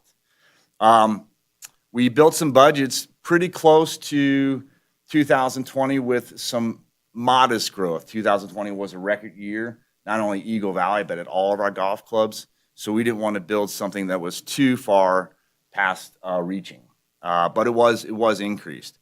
We finished January, golf was at 160% of budget, food and beverage is 143% of budget, and we're off and running for 2021. We get into February, same deal. In February, the weather was absolutely phenomenal. So it was phenomenal for a golfer, not so much for a grass plant. There was no moisture. In 2019, we had 2 days that were closed. We had 2 days that we were open in 2019. In 2021, we had 2 days that we were closed. So it was 26 out of 28 days we were open for golf, and it was absolutely beautiful. We set a record of rounds and revenue. So the first 2 months of the year were off and running with record rounds and revenue at the golf course. We get into March, and the same thing is happening for us. One, it's quite a different March than it was the year before when the pandemic had started. The golf course was open for 30 out of 31 days, which is very uncommon for the month of March in northern Nevada. Typically, we'll have 1 or 2, maybe 3 weeks of inclement weather, at least some rain and wind that does not conducive to healthy rounds of golf. That certainly didn't happen. Our record rounds of golf previous to 2021 was 2019, where we did 2,600 rounds, and we doubled that in 2021 with 5,200 rounds, which is unbelievable for the month of March. So the first quarter of the year, we are really loving life financially. Once we get to the month of March, our hours of operation, as the daylight increases, the hours of operation increases. So we do a lot of our seasonal hiring in March and April. And while during the pandemic, the start of 2020, a lot of people were losing their jobs. So we didn't find in 2020 it was as hard to hire people as it was in 2021. When the stimulus package came out, and really that $12 to $18 an hour employee became very hard to come by and come to work because they were making about as much on unemployment. So in 2021, March and April are two of our largest on-staffing months. We found that in March was certainly a struggle to get people on. We would go through the onboarding process, get them on the schedule. They would either not show for the first shift, show up for 1 week or two, or a pay cycle, and then we'd be back to where we started with. So it was a very difficult time to get there. And what ended up happening to us as a company, and certainly Eagle Valley, is the strain on the key staff started to occur after a very difficult 2020. Here we are in 21, an amazing start of the year for golf. The golfers are loving life. The weather's fantastic, but it's starting to take a toll on the key staff. We get into April. What a huge difference it was to a year ago. In 2020, we were closed for 23 days. A significant loss in revenue, a very uneasy time of where we were going to go. But this April, absolutely fantastic. The Masters is back for the PGA tournament, and we did only 700 rounds of golf last April. We did 7,300 rounds of golf this April. So the golf course financially is doing just fantastic. But typically in April, we try to get all of our seasonal staff hired and trained before May 1. May 1 is kind of our target date every year that our golf season starts. By the end of April, we were only at about 60 to 70% staffing levels. With May right around the corner, we had to make a shift in our expectations. The golfer and our customer is always going to have theirs, but we had to limit services, which I'm sure if you all have experienced pulling into that fast food restaurant that you get a guilty pleasure at on 7 o'clock and they're closed because they had no staff there that night. We went through the same thing. We had to limit our food and beverage operations to 5 days a week, our kitchen operations. We had golf course maintenance employees pulling golf carts in the morning. We had food and beverage employees helping out close carts. So we were really trying to get everyone that we had to fit the bill. So it was a struggle. April was a great financial month again, but now we're getting into May, our main time of the year. COVID's still quite around. We made a significant investment with Cintas, and I think a lot of companies did this as everyone feels that it's kind of the new normal to have hand sanitizers. Just like every corner's got a Starbucks, it's kind of like we are. We have hand sanitizers everywhere now. And then through TJ's leadership, we hired a company, and we've been doing this for the past 2 years, BioSeal. They come into each property every 90 days, treat the entire indoor and every golf cart. So we do that at Eagle Valley, and we'll continue to do that through the immediate future. COVID response, one just put this in here saying, hey, it wasn't a year that we weren't having the same sort of policies that came up. They weren't changing as often because now it was into the local jurisdiction, so you weren't having the governor mandates come out, but there were changes with CDC, and it's just a confusing time for employees, benefits, and the real crusher for us trying to employ people is when they extended the unemployment benefits in September. We really felt that hit as we were going into our main time of the season. May was a great golf month. The weather was fantastic. Tournament rounds of golf returned to the club. We're at our third year of drought, next to no moisture, record rounds of golf in 2020, and even for the majority of 2021, we were single rider only, putting almost 4 times the amount of cart traffic onto the golf courses. So again, great weather for the golfer, not great conditions for the turf grass plant.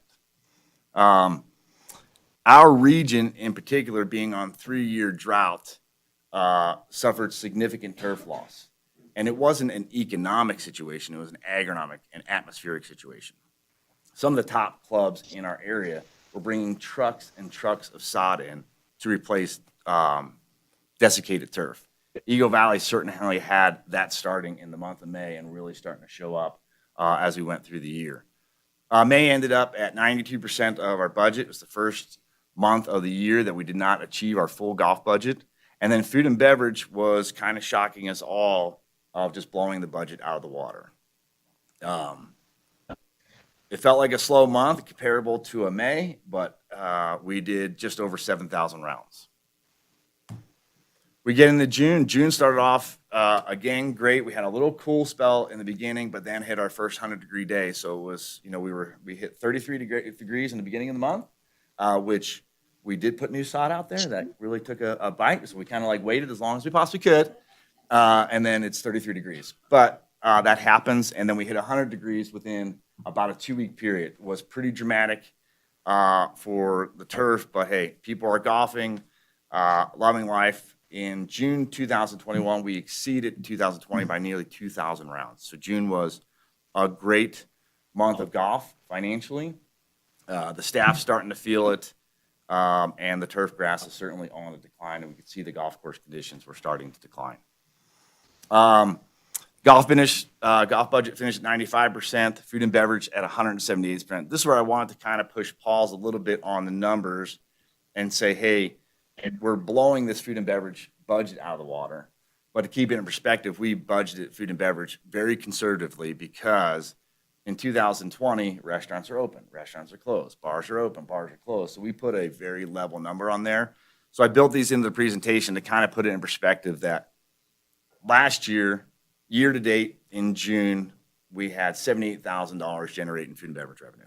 In 2021, we had 134. So we are increasing it, but not to the percentage levels of 178%. It's still good. It's just not that high. We get to July. July was unbelievably hot. I think we set a record of above 100 degrees for the month. At this point in time, our department head staffing is getting somewhat better. There are more people coming back to work, but we're probably at 80% per department. Our staff department heads were taking the big burden during that time. They're working the extra hours, they're filling the shifts, and doing what they had to. Big kudos to our department heads at Eagle Valley because they really kept the wheels on the bus as we went through because the rounds of golf are still there. July was the first month of the year that we didn't achieve our overall budget at the club. We saw a similar trend at our other clubs. People are going on vacation. Things are open. The golf rounds were still good, but all the revenues weren't quite there. Still very positive. We didn't hit our budget goals, but the silver lining is, like I said, our budgets were a little bit higher than 2020. And I built this in the presentation too, is that golf year to date in 2020 was at 811,000. The same time frame in 2021, we were at just over 1 million. So we're on a very positive trajectory financially, even though, hey, the golf course is deteriorating. One of the hottest Julys on record, the numbers are still producing and doing good. And then food and beverage is still $70,000 ahead of it was during the mainstream pandemic, which is just phenomenal. People were drinking. They developed another habit. August, I had to put the slide in here because we had to put it the whole year in here. But August, I'm like done with August. They put a slide up on the news in August because we're starting to feel like, hey, every August is smoke. Well, it's not, but we get conditioned to the last 2 years that way, so that's the way it's always been. The last year we had unhealthy conditions up to the last 2 years was 2013. Well, that was the last big drought, major fires. Obviously, you all are residents here and in the community. Record-breaking fires all across Northern California. It was terrible to be outside. People were still golfing. The golf numbers were still good.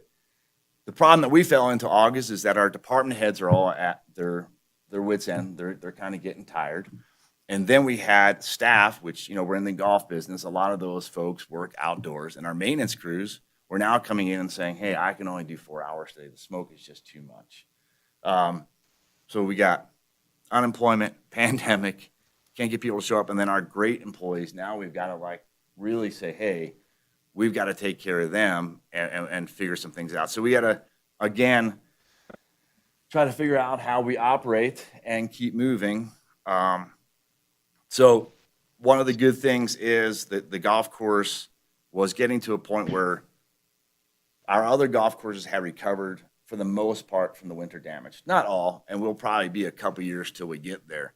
But Eagle Valley wasn't quite getting to the level in which we wanted to do. So we made a difficult decision, but a right one, and we hired a new golf course superintendent the first week of August. We get into September. September was kind of a rebound month, and it was a breath of fresh air. The smoke blew out. I think everyone got outside, and all of a sudden, we live in this great area again because you could see the mountains. The golf course revenues had really returned to post or pre-smoke. Nick Crum got the maintenance team up to full staff for the first time all year. He's done a phenomenal job, and the golf course started to improve. And we started hearing from guests pretty immediately after we'd been there about a month. So year to date, golf's going well. Almost a $200,000 increase in golf. Food and beverage is doing great. Almost $80,000 increase. So the golf course is still on track for being our best year since we've been there. We get to October, and now you're going to see this. Hey, we're up good, up good, up good. We get to October, and fall break comes, and it was almost like a light switch went off. That hey, is everyone on vacation? Did everyone leave town? We got a little bit of weather, but we saw it at each and every property. And Eagle Valley in particular, we did 6,700 rounds in 2020. We did 5,000 in 2021. That's the first month all year that we didn't exceed our rounds totals from the previous year. Still on track. Financials looking great. The days and hours of operation are starting to decline. We just got our staffs up to full in September, so we told all the department heads, hey, we're going to postpone layoffs until after November. We're going to keep people on longer, and let's get some things done that we weren't be able to get done when we were so shorthanded. So we took on a lot of different projects during the fall that we would usually do in April and May, which was a huge relief to department heads that they had a little extra staff during a time of year where we typically would start our layoffs. We got into November. November was absolutely game on. It was gorgeous weather. We blew our budget out of the water and just put us right back up to the moon financially. Kept staff on all the way through November. We were still mowing turf grass all the way through Thanksgiving and almost up to the first snow. So it was quite amazing, and we ended up having a record November. We got into December. The first week of December, the weather hit, and that closed the golf course for pretty much the rest of the year. Only did about half the rounds, but it was one of those, I will tell you, we meet once a week as a staff formally, and it was kind of like no one was upset that there was snow on the ground. But typically when it snows, we all kind of panic. Hey, the revenue's going to stop. What can we do to get open? And it was just a sigh of relief, like, hey, this is going to be around here for a little while. The temperature's cold. We had a great year. You all deserve a little bit of a break. So we took a big sigh of relief and got through that. What happened for us, too, in 2020, we had 0 food and beverage events. In 2021, we had quite a few holiday parties returned to the club. So food and beverage really carried the club and was at 228% of budget in the month of December. So there's a silver lining there. We had about 6 or 7 evening events that was really easy for us to deal with because the golf course was closed during the day. I'm going to come back to the overall financial performance at the end of the presentation and just talk about a couple things there. So anyway, it ended in a good spot, a good relief. Everyone got to have a nice, relaxing holiday. We were closed on Christmas and New Year's, so it was wonderful. Next thing I want to talk about real quick is the inspection report.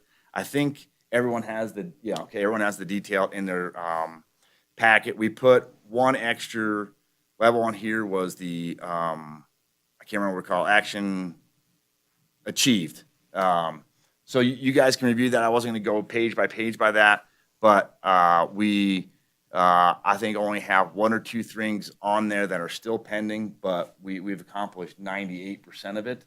The golf course is in a good place right now, and we're looking forward to good reviews for 2022.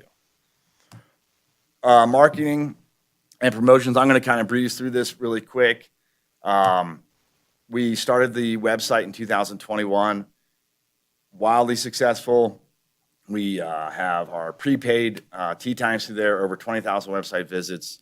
So that's going wonderful. Junior programs, although limited in 2021, were very successful and sold out almost every junior event that we did. The second year of the Battleborn, and if you all don't remember that, that's kind of like a traveling competitive tournament series that they go in and around the area. Eagle Valley, do we have two this year? Two. We had two events at Eagle Valley this year. Both were sold out and absolutely fantastic. It is becoming, there's travel baseball, there's travel basketball, there's travel softball. There really hasn't been travel golf for juniors. So these folks with Battleborn have done a nice job of kind of getting that competitive edge amongst the juniors. So it's been a fantastic program. First Tee Northern Nevada was again sold out at Eagle Valley. Great participation at Eagle Valley. We have the first one this next year in a few weeks, and that's already sold out. So the junior program is going very well at Eagle Valley. 50 Mile Club was another record this year. Blew it out by almost 30%. So that was fantastic. If you're not familiar with the 50 Mile Club, that's basically our frequency program, a customer frequency program to purchase this, and then you get all the benefits that are listed there. So anyway, record year, over 1,700 sales. Thirsty Thursdays, we started this at Eagle Valley. We have done it the past couple of years in Reno, obviously not during the pandemic year, but prior to that. Thought this would be a great fit down here. So we launched it. It was awesome. I would get some crazy videos that were shared with me that were fun. People enjoyed it. It is a different round of golf. You go out there with 8 people on one hole. It's 2 teams together. And it's as much about the social aspect as it is about the golf. It brought new people in. It's a 4-man scramble, so you don't really know how to play golf. It's better if you drink with the crowd that's out there, but you don't have to. We have plenty of people that come out there and don't. But anyway, it's a fun deal. It'll be back in 2022, and was a fantastic event this last year. We did our first inaugural Oktoberfest. Over 60 players, had 4 breweries out there. We think this is going to actually end up blowing up and being our premier event every October. We're really excited about this. This will be back in 2022. We did the Bullies promotion again during Father's Day. 500 entries. Bullies is in a strategic location to almost every one of our golf courses. Obviously, the one here in Carson. We have one on Mount Rose where we'll run. So we've partnered with them the last couple of Father's Day. Eagle Valley's on their website during this time of year, so another good promotion for us. Social media. Social media was tough for us this year for the simple fact that it feels like every time you posted something, it's like, hey, they're not wearing masks. It was like you couldn't win by social media. But this year we kind of are taking a different approach to this. We hired a third-party company to do our social media. And we're kind of excited. We haven't fully been on Instagram, and I'm not on any of them personally. So it's going to be nice to have experts that can help us through this and understand it. My kids are on it. I don't even get it. But anyway, so we hired a company, and I look forward to this slide next year on what that's impact and how we go. I can't speak intelligently about it yet, but hopefully when I come here next year, I can. We've been in golfing Nevada every year. We've been Eagle Valley. We'll continue to do that. That goes in hotels across our region, south, and in surrounding states. TV exposure. Last year, we did a campaign, Ring the Bell. In 2022, we're super excited. We just finalizing somewhat the concept here. We're getting closer for our media campaign for 2022, but we're basically going to do a 4-series golf tournament that includes the first round will be at Wolf Run, the second round will be the first round's at Lake Ridge, then Wolf Run, Eagle Valley, then the final round is going to be at Toyabe. Each golf course is going to be turned into a par 3 golf course where there's a hole-in-one prize at each hole. Last year we did it at Lake Ridge, sold out, people loved it, so we're going to expand it to every golf club. The big thing that we're going to promote on this is that it's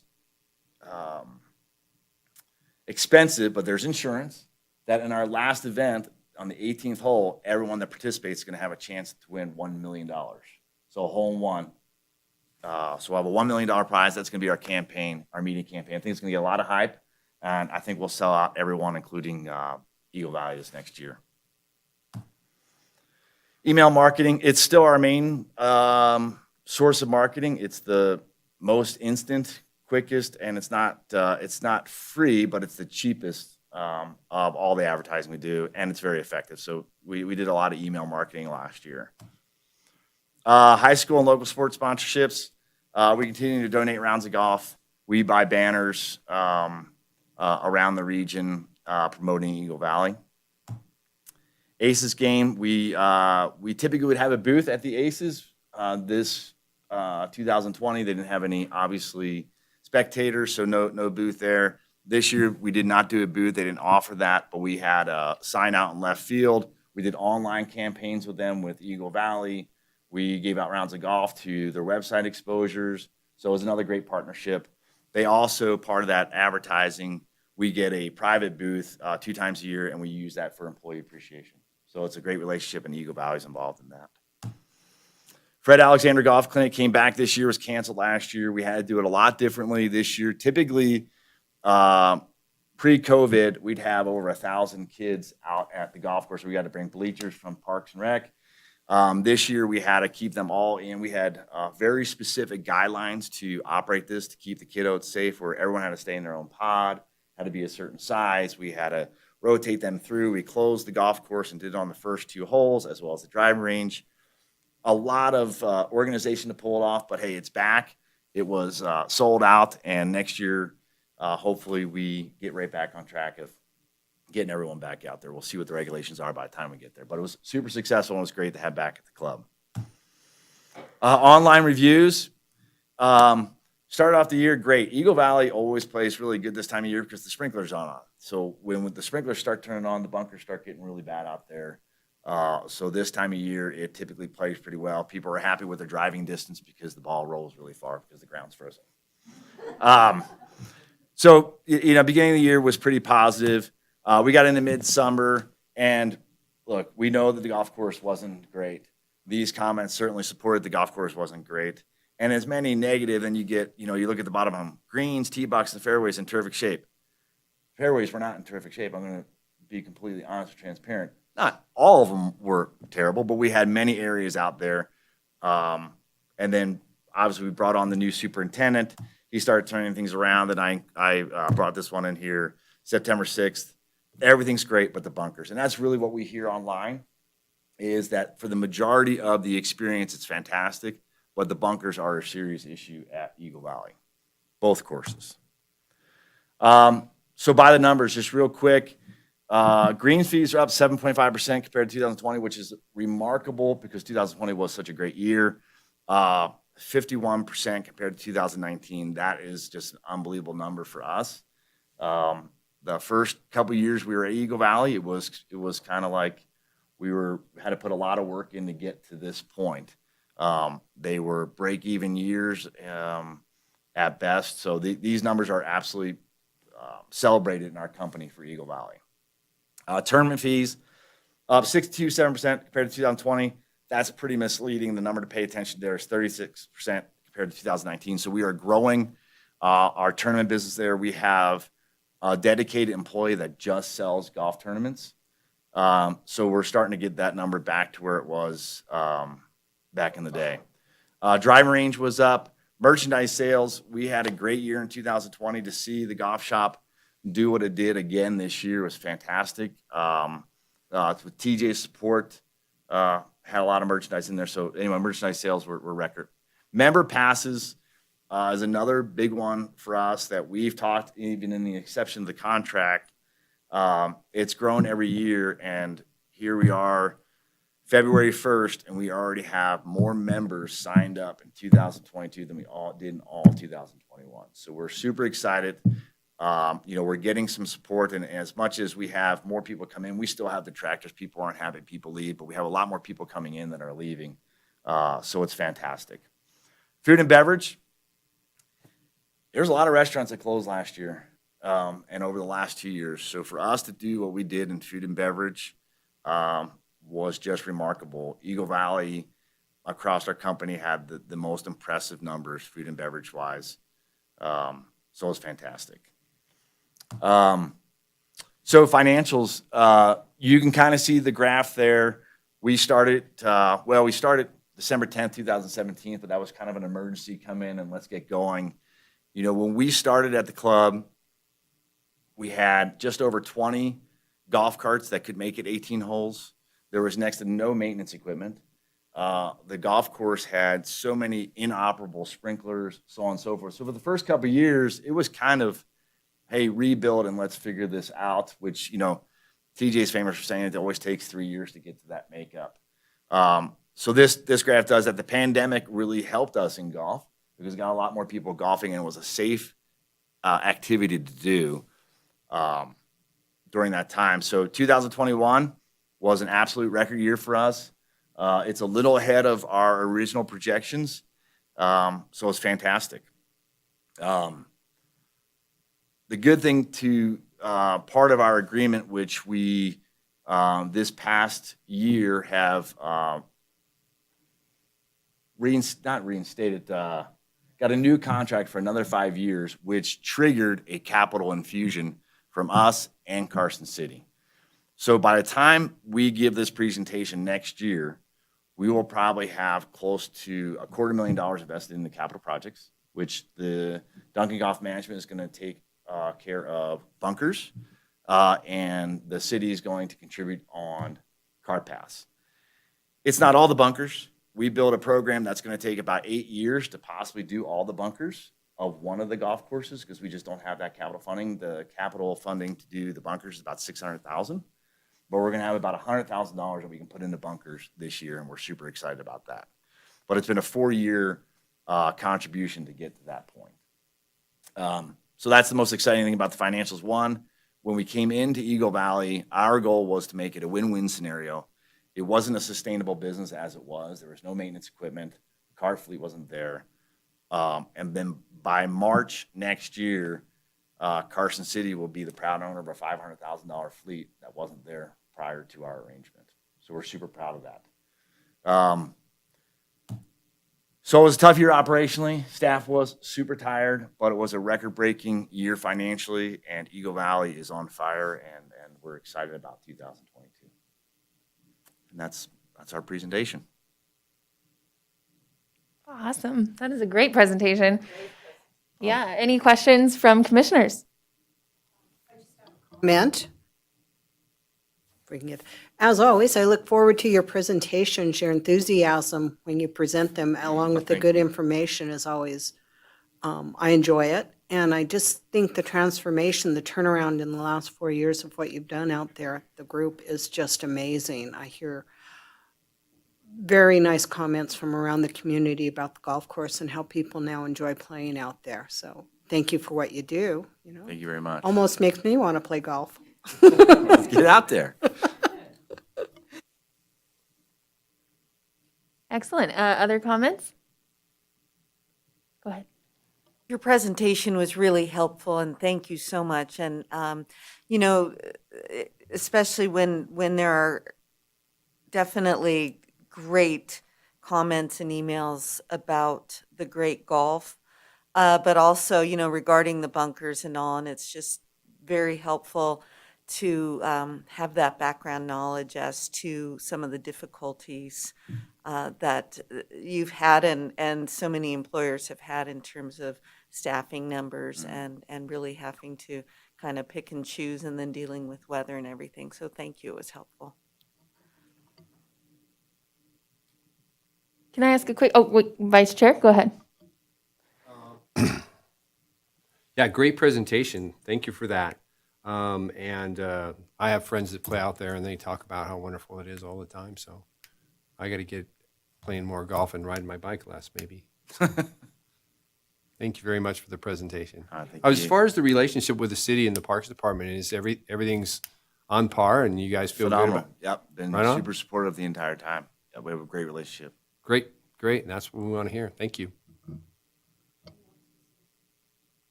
Go ahead, Jen. Oh, thank you. Jennifer Budge, Parks and Recreation Director. I just wanted to thank Scott and TJ. They've been a great partner. They've really turned the course around. I mean, you can see from the cart fleet to the maintenance equipment, and just getting a really professional atmosphere out there. And there's a good, solid plan for capital improvements. We have costs. We're sharing in those costs, and both reinvesting in the course. So I think it's a really good trajectory, and you'll start to see, starting this year, we're going to be working on the cart paths. They're going to be working on the bunkers. And then over the next couple of years, we're going to continue to work on those items. So you're going to really start to see that. Recently, the city just replaced the carpet at the clubhouse. So that's a really good improvement. And we're going to continue to see those facility building improvements as well. That's on the Public Works plan to keep moving forward with that. So it's a great partnership, and I'm glad to see where it's going. And I think you'll start to really see on the ground improvements in the next few years. All right, have a good night. Thanks, guys. I have a question real quick. Sorry. Sorry, we ended. Commissioner Wilkie, go ahead. Just a quick question on the inspection report under fiscal requirements. The very first one, it says needed updated copies of equipment acquisitions and agreements. Do you have a date for those? You guys have everything. I don't know. That's not on. We actually have all the Yeah. current agreements. We'll update the inspection report. Oh, okay, yeah. Yep. Okay. Yeah, they've complied with all those requirements for the equipment purchases. Okay, thank you.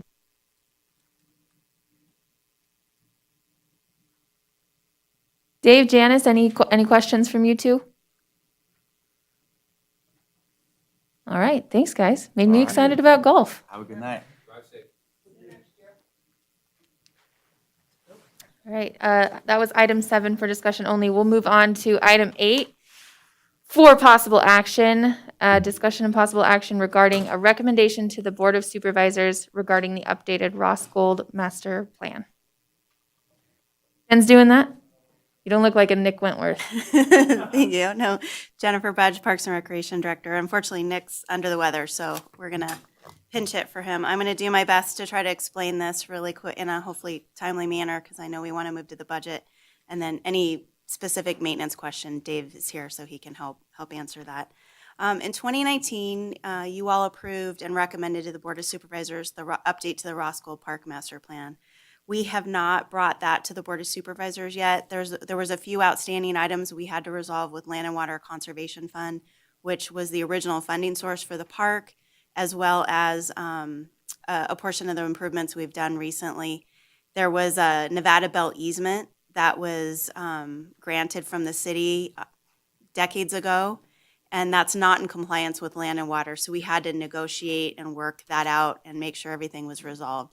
We have since resolved everything with Land and Water. We're going to be able to move forward with, should you approve this tonight, taking that to the Board of Supervisors so we can get that all handled.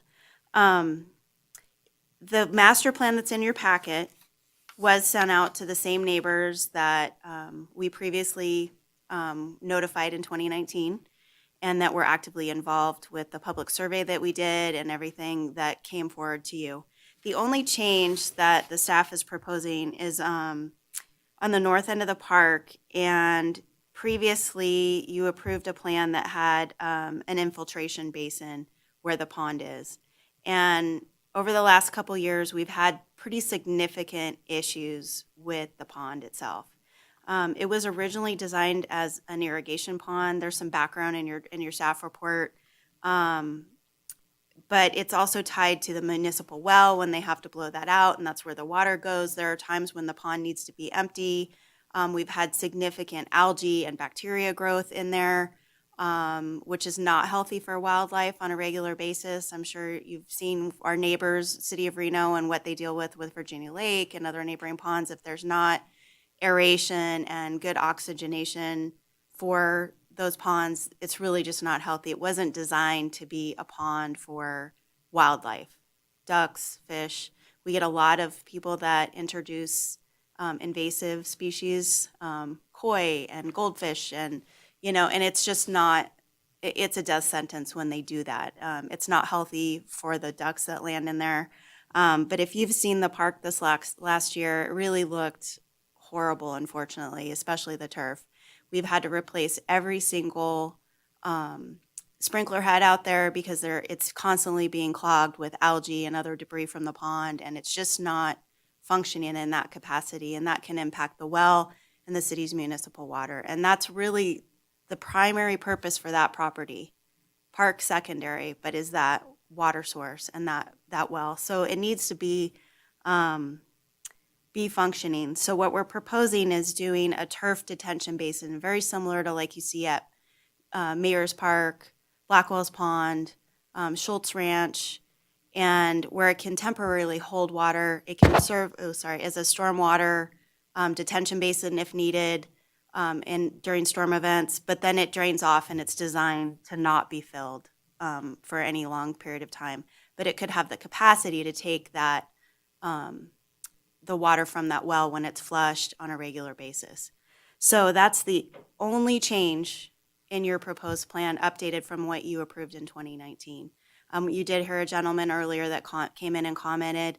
I do want to remind everyone, we did just get a community development block grant and completely refurbished that restroom. It is now ADA accessible. We have appropriate access and sidewalks for wheelchair accessibility because we just built an ADA playground as well. We're trying to reinvest in this park. So the restrooms are open, they are functioning, and they are much better looking. It's significant. All new fixtures, new paint. They're really, really tremendous. So he probably hasn't seen that. But we not only invested in the playground, but we reinvested in the restroom, and we plan to do more. We did take out the shade structure. We do have money in this year's budget to replace the shade structure. It was unsafe, and we were told by that building official for the city that it needed to come down. So we took it down, and then we do have a plan to replace that. So the only change in your plan, for your consideration tonight is that turf detention basin. And I can entertain any questions. Question? Is that Commissioner Question? Whitefield up there? Go ahead. Thank you. Jen, just so I understand, the conversion to a turf detention, does that require recontouring of the existing piece of land there, or what's actually involved in that? Oh, yeah. To see for the record, Dave Navarro, Carson City Parks Department, Parks Operations Superintendent. Yeah, Commissioner like Whitefield, that's a good question. There will be some regrading that will have to be done. Probably have to pull out the lining that is, what's left of the lining, I should say, that is currently there for the pond, and some of those rocks and boulders as well. Probably won't have to go any deeper or, excavate any more than that, but it will at least have to pull out that material and probably bring in some clean fill then. I assume you've already tested the park, and it'll drain, so forth, that kind of thing? With the detention basin, the majority of it's going to be sand based when we do get to that point. That's kind of like how Mayor's Park is currently built as well, because what we want to do is want the water to drain out and infiltrate like through the soil and into the water table. So this is going to have like the same concept. Thank you. Other questions, comments? This is for possible action. I would entertain a motion to approve the change to the master plan as presented.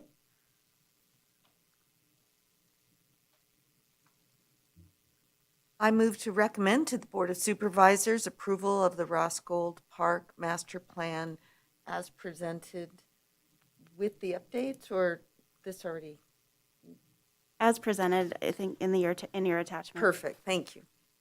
I have a motion. Do I have a second? Second by Vice Chair. And Wilkie? All those in favor? Aye.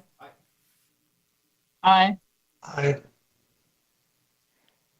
Any opposed? Oh, I vote aye, sorry. Any opposed?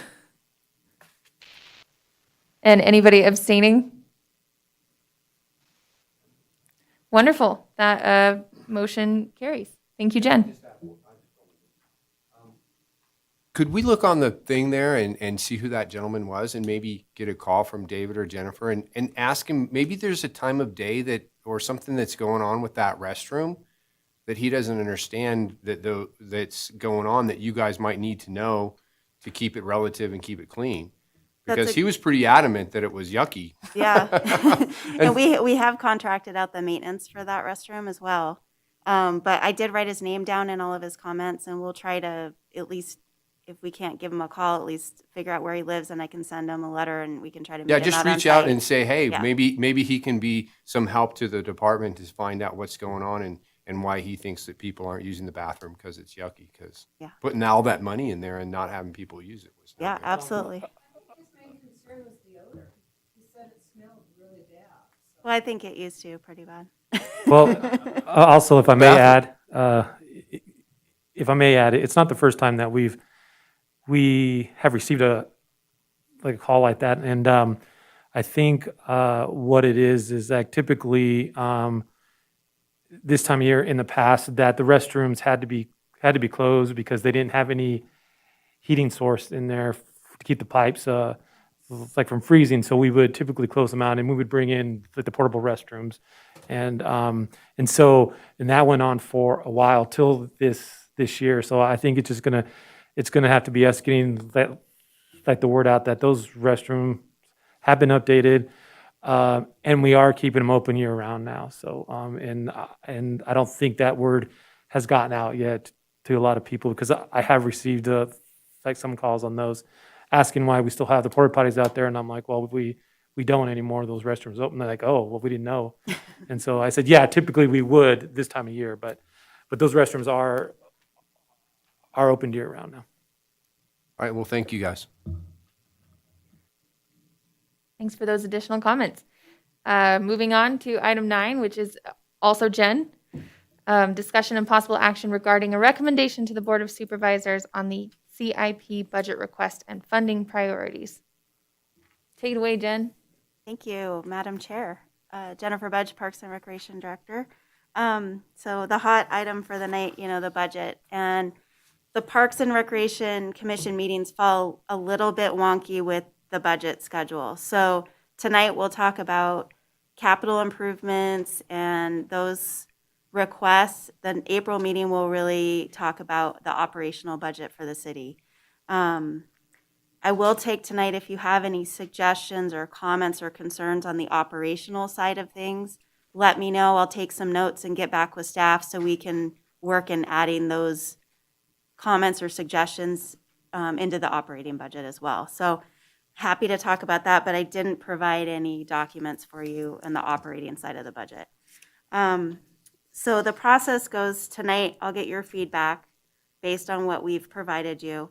Then all of our capital improvement budget requests are actually due this Friday. So this is perfect timing for that piece of it.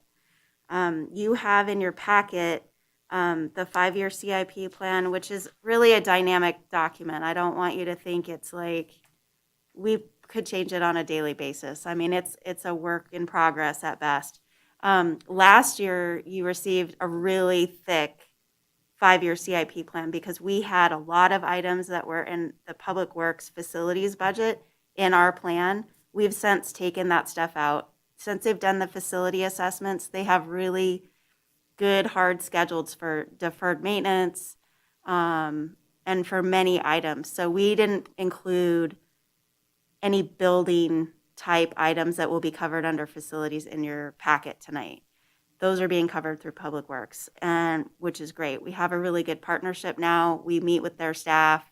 We talk about priorities, and they're really being great about how we can prioritize and reinvest in those items that were identified as, failing at a lot of our facilities.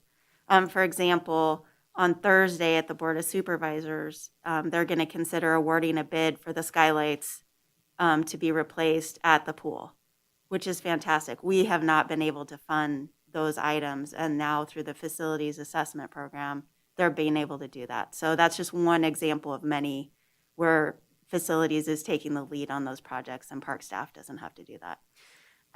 So I handed out some late material. It's a 2-sided sheet, looks like that. And it's just a little update for what we're suggesting are the priorities for this year's budget. And please know that this is just still a rough draft, and we're open to any suggestions, anything we missed, anything you think, you know what, I think you guys need to put that off a few years.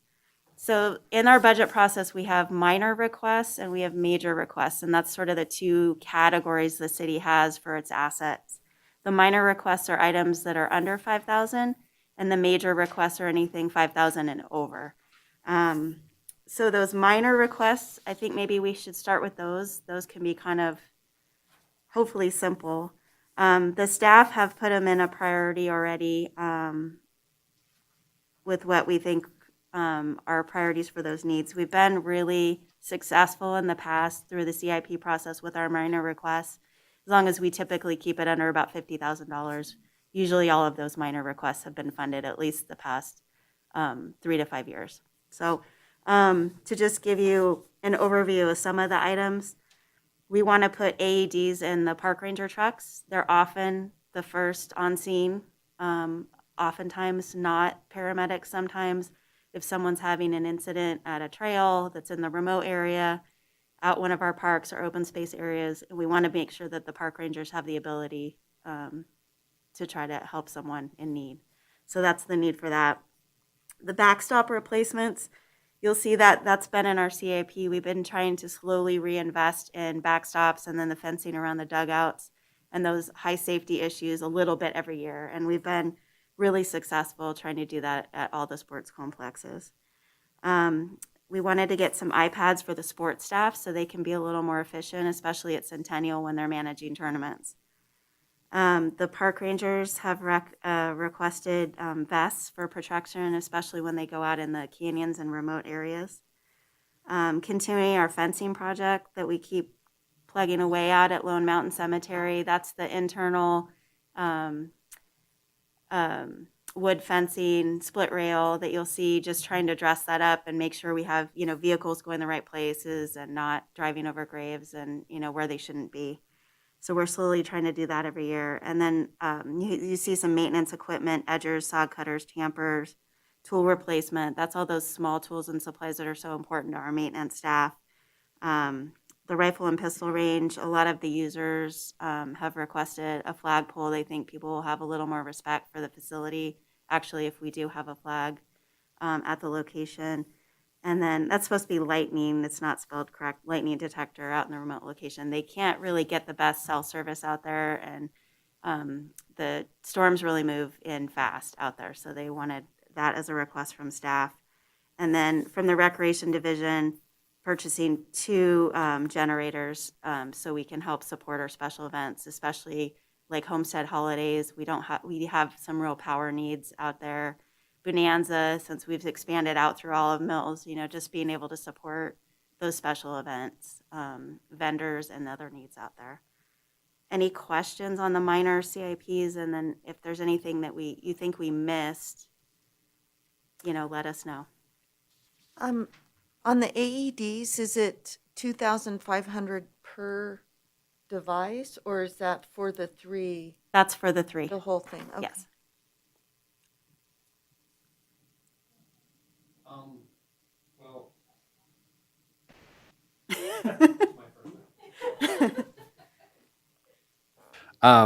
Well, like I say every year, I mean, thank you guys and for you to bring this to us and us to try to change things with all your professional and what you do every day and what you need. I mean, and trusting the staff that you're telling us what you need is, I appreciate that. Oh. Been there, done that, so I definitely appreciate that. Thank you. A couple things. One of the things I saw, like the lightning detector, I don't even know if this means anything because it looks like last year you guys hit a home run with the budget and got most of the things that you asked for.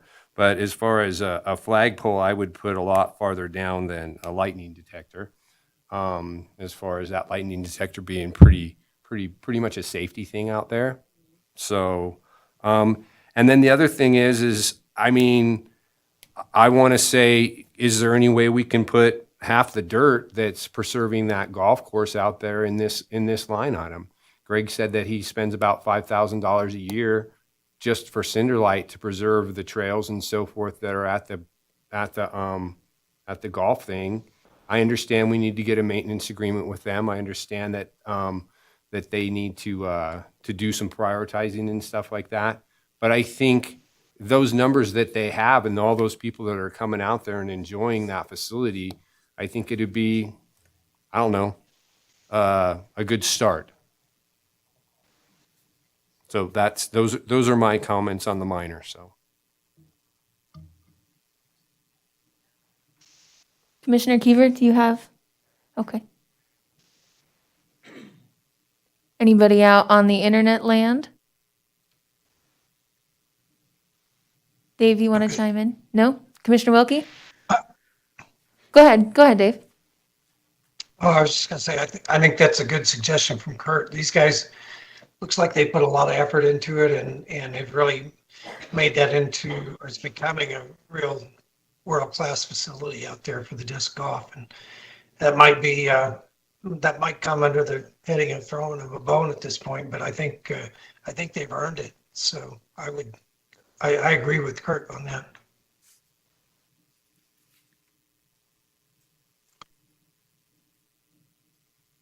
What did you want to give him money for? Dirt? yeah, one of the things I was trying to pull out of them what their needs were and so forth, and one of the things that it sounded like they use on a yearly basis is they're getting dirt from Cinderlight, and I suspect they're using that to preserve what's going on out there as far as the tee boxes and the trails and so forth.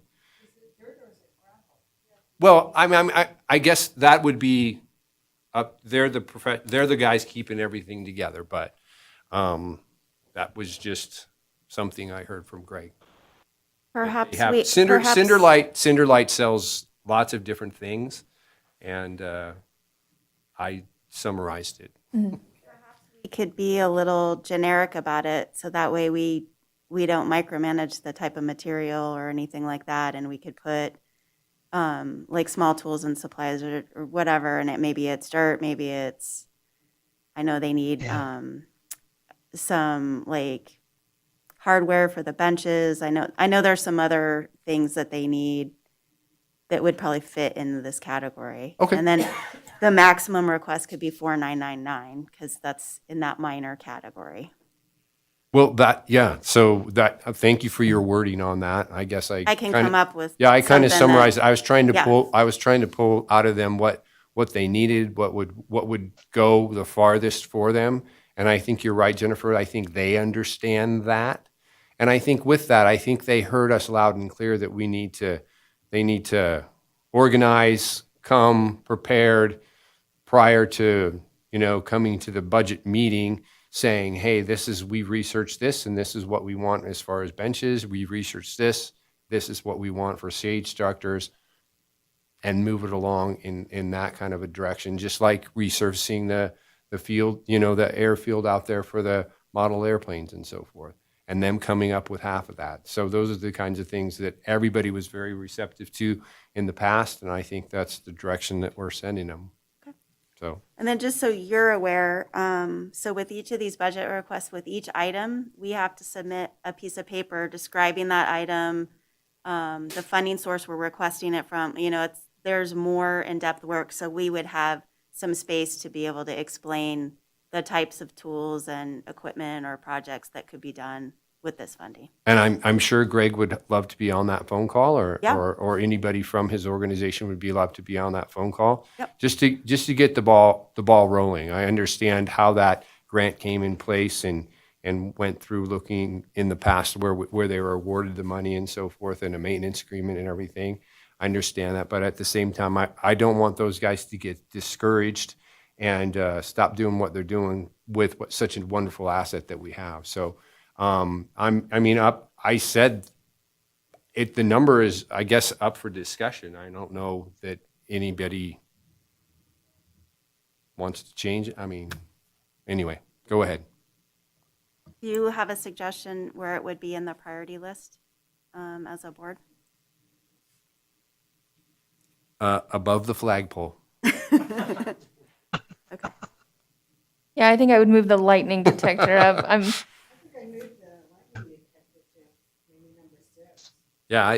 That's a good, that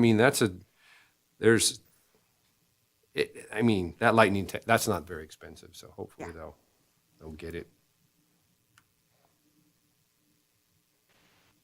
Okay.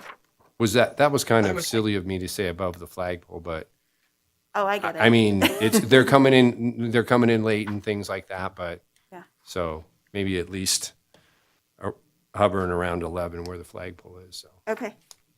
thank you, Jennifer. I'd like to amend my comment a little bit. Instead of throw a bone, let's call it pat them on the back.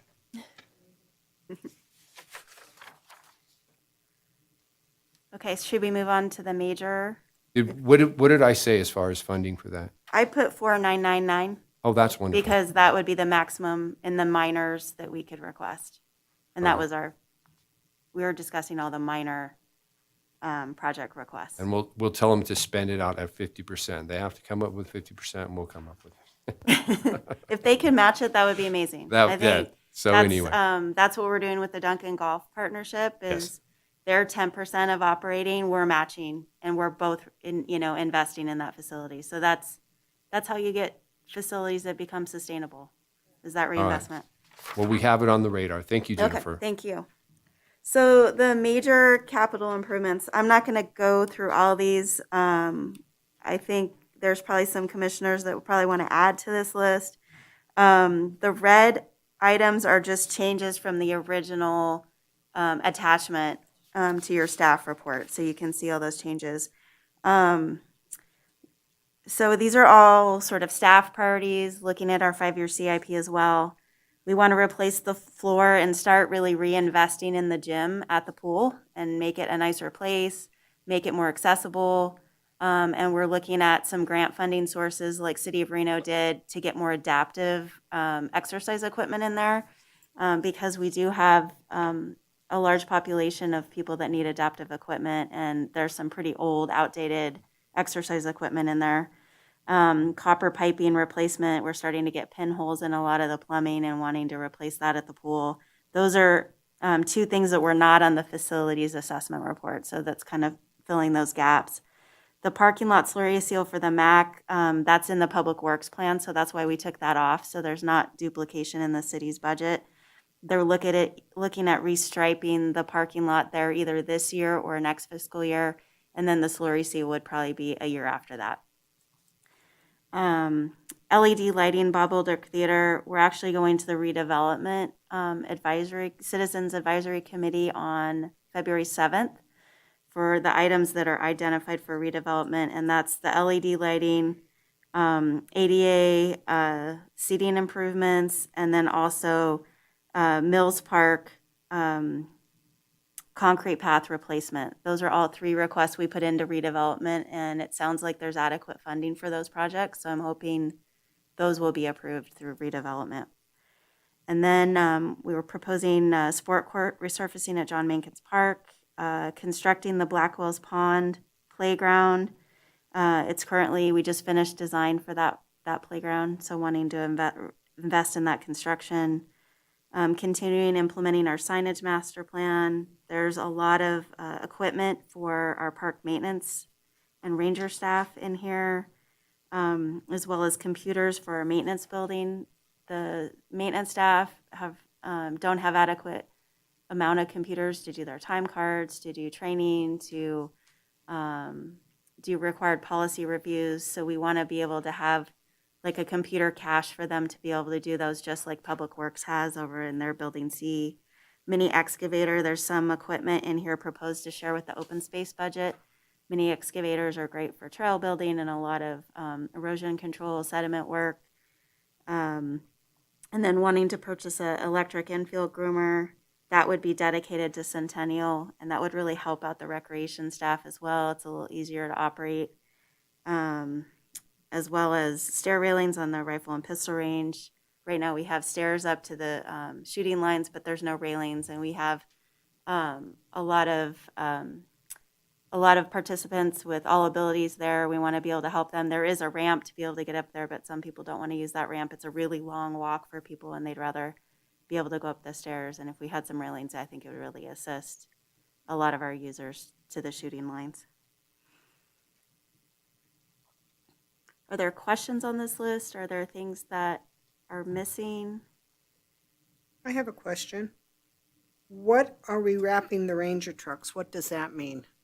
It's making the Ranger trucks more identifiable. They're not as defined in NRS as emergency vehicles, so we have to be careful. They don't have the blue and red lights. They only have the amber lights. Mm-hmm. But they do support the sheriff's office often with traffic control and in emergency situations, and we wanted to make them a little bit more visible, a little bit different than the rest of the park's fleet. So it's just putting, new decals, park ranger, all of that, but making them a little bit more visible from like an emergency standpoint to the public. Okay.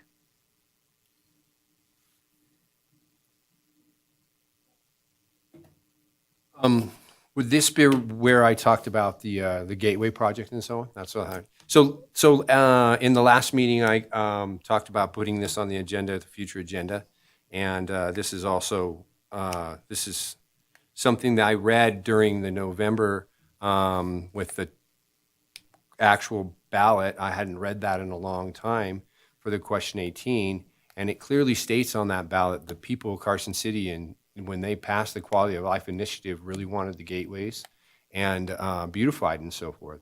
And I think for a long, long time, we've been neglecting those landscape medians on the north end of town as you come into Carson City. And chatted with Jennifer a little bit. And would you refresh my memory on the gentleman I talked to with the city? Chris Martinovich, he's Thank the you. transportation manager at Public Works. So I talked to Chris Martinovich on the phone, emailed him back and forth a little bit. And they have a plan to do those landscape medians between, is it William? It's between William and Medical Parkway. And right now they're in the planning phase. So they're in the phase that they want to ultimately get some ideas and so forth. And ultimately I wanted to see some question 18 money go that direction, just to get it on the radar and help that project, because I think it's such a important project for people coming into Carson City, whether if they're going mountain biking, playing Frisbee golf, going to the pickleball courts. That is definitely something that needs to be improved. So Jennifer, where would you say, I'm thinking like $20,000 we can fit in here somewhere to help that along? I'm trying to find his email right now because he did give I'm us a sorry that I'm quote. not prepared. I should No, have came and prepared. I should have looked at that. I thought there was a number in this packet when I read through So the a packet. couple of things I do want to point out is they're going to work on a corridor plan, and that's what these funds would go toward, the corridor plan for there, and it would be specifically toward the landscape component of that plan, which I think is appropriate use of, quality of life funding. He did confirm that North Carson Street, Medical Parkway, there's a section that's state-owned, so we'd probably have to coordinate with the state on some kind of cooperative agreement for development, any improvements made. And the city has a lot of cooperative agreements with the state, so I don't see that as an issue. see, I'm trying to find that last email. And Oh, while here we she's go. look, yeah, while So, she's look, oh, I'm sorry. let's see.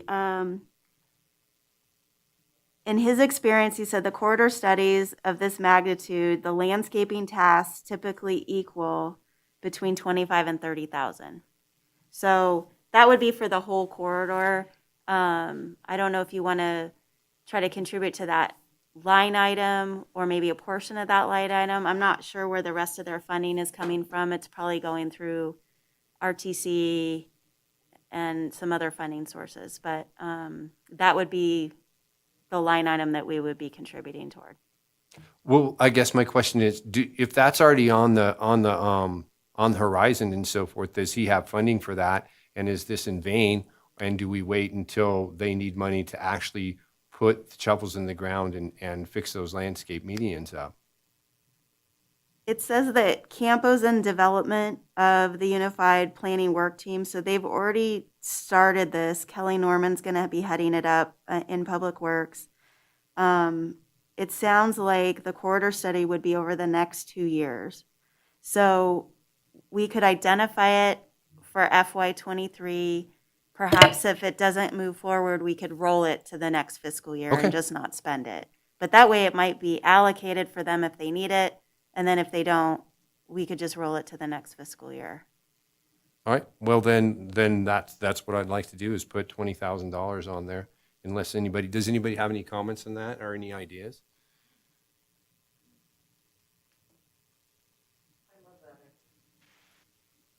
I love that idea. It plants a seed for that beautification. And again, as you were saying, talking about disc golf or the other outdoor recreation, we're wanting folks to come in. We're wanting people to visit Carson City, and those beautiful corridors really help make it a nicer experience.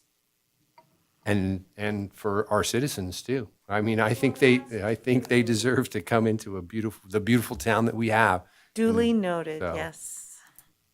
As a sidebar with that, I did speak to the new arts and culture manager for the Culture and Tourism Authority, and I think it'd be a great location for, a piece of art or something as you're coming into the city. You want a really good first impression, and I think there could be some opportunities maybe they can incorporate in that landscape plan for some public art. All right. Well, that's great. Like I said, I wanted there not only to help move the project along, but to get it on the radar that it's important to us, and it's important to us to keep Question 18 alive, because one of the wonderful things about that is there's no sunset. It doesn't go away. So we need to keep doing what's on that ballot that people said they wanted. So Absolutely.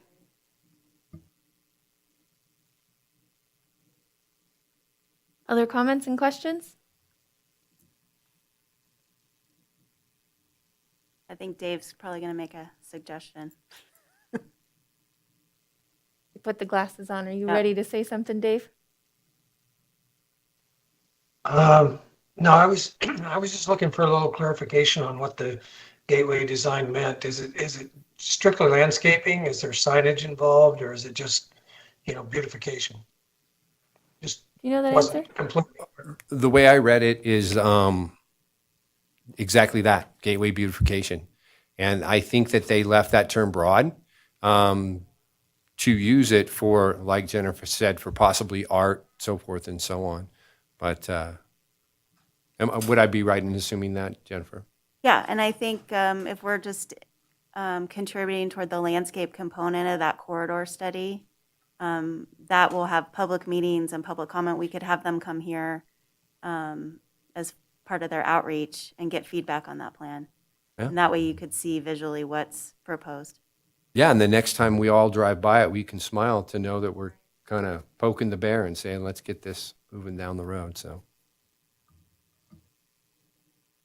All right. Well, that said, I would accept a motion to recommend the budget requests and priorities to the Board of Supervisors as presented with the amendments to the minor capital improvement project request to include $4,999 somewhere around item 11 for the disc golf course description to be presented by staff later, and in addition, was it 20,000?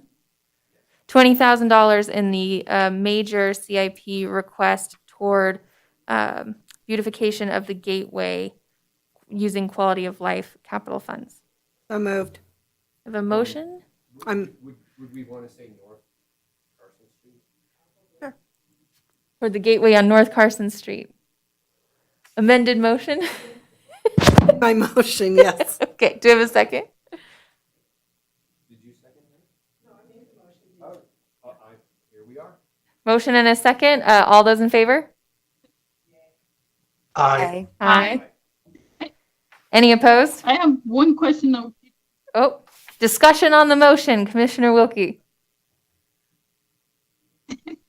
I didn't realize that this is probably part of that, but you know the big spreadsheets that we had with the 5-year Parks Capital Improvement Plan? Is that what we're voting on too right now?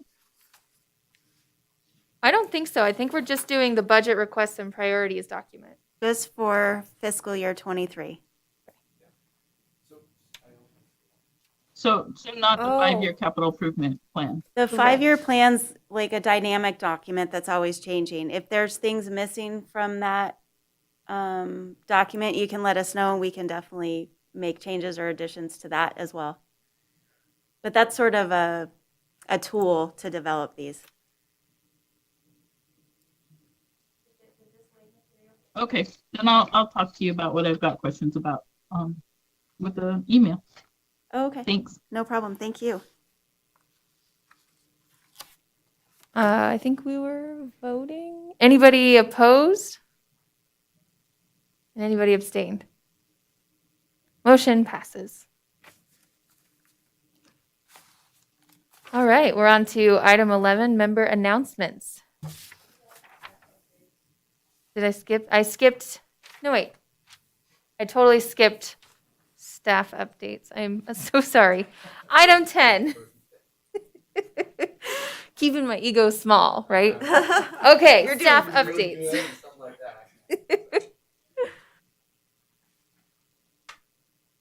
So just super fast for the director's report, Jennifer Budge, Parks and Recreation Director.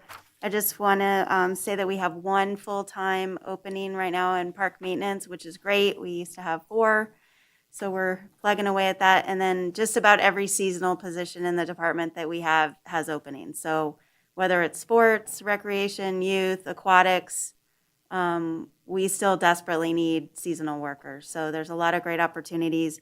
One of the things we'll bring to the board for our operating budget is, again, increases for our seasonal staff to try to meet the required mandate for minimum wage. So we will have increases the next fiscal year and continue to try to stay ahead of that curve. And that's it. And if there's any questions on Board of Supervisors action items in your packet, let me know. Go ahead. Hey, Jen, I have a question. Does it look like in the future we're going to be able to use inmate to fill some of these seasonal positions, or is that totally off the table going forward? Well, typically we would have seasonal labor in addition to the inmate labor, and we did renew our agreement with the Nevada Department of Corrections. So when inmates become available, we do have a mechanism in place. Unfortunately, with COVID, they've had significant outbreaks. They have staff shortages, and they're just unable to provide us with any inmates at this time. So we're going to continue to bug them and work with them and try to get help when we can, but they're just not available to us, and I don't have any time frame, unfortunately, of when that's going to become available. We do have the mechanism in place and approved by the board, so we have the tools in place when we need it. We did, replace our inmate van, and we have everything ready to go, but we just don't have the people. That brought up a question for me.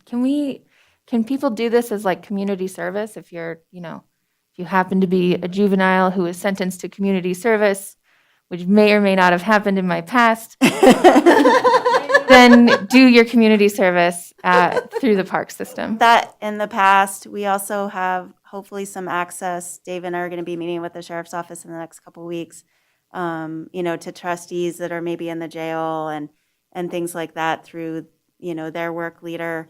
But yes, the best thing to do is to contact our park rangers if you want to volunteer or if you're being voluntold to do some work, we can accommodate you either way. But typically our park rangers, coordinate that. And we also have a new volunteer coordinator for 6 months through Great Basin Institute. So we do have some staff to be able to coordinate that work. Thank you. All right, now on to member announcements. Go ahead. Hey, Jen, a big hats off to the staff for the Homestead holiday. We went, and that was just fabulous. A lot of hard work went into it, and everybody who was out there enjoyed it. You wouldn't believe the crowds. Well, maybe you would. I was there. It was really tremendous. And I do want to thank the recreation staff. Dan, our recreation superintendent, is the lead on that event. And he did a But it fabulous takes everybody. I mean, the entire recreation staff, the open space staff. Jared Whitaker was out there, helping on site, preparing Silver Saddle for that. We had a tremendous amount of attendance. We used both overflow parking sites. Eagle Valley Middle School was full, as well as the Fifth Street Trailhead, which is great, and it doesn't have as much impact on Silver Saddle from that, but it was really wonderful. It was. The only negative comment I heard was about the carriage rides. Apparently there was a charge this year. People were walking away going, we don't have money, we don't have our credit cards. And I think it was a suggested donation that goes to Friends of Silver Saddle Ranch, and we'll coordinate with them. We're trying to improve that and maybe get a second wagon as well. They couldn't really keep up with the demand, which is a kind of a good problem, but right. The main comment was not the fact that it was money, but if they'd known, they would have brought their credit cards or whatever. So if that's maybe going forward, we could. Sounds good. I'll pass that on to the staff and we'll try to work through that. Other than that, everybody had a great time. The weather was great the second night. So hats off, and, look forward to next year's or this year's.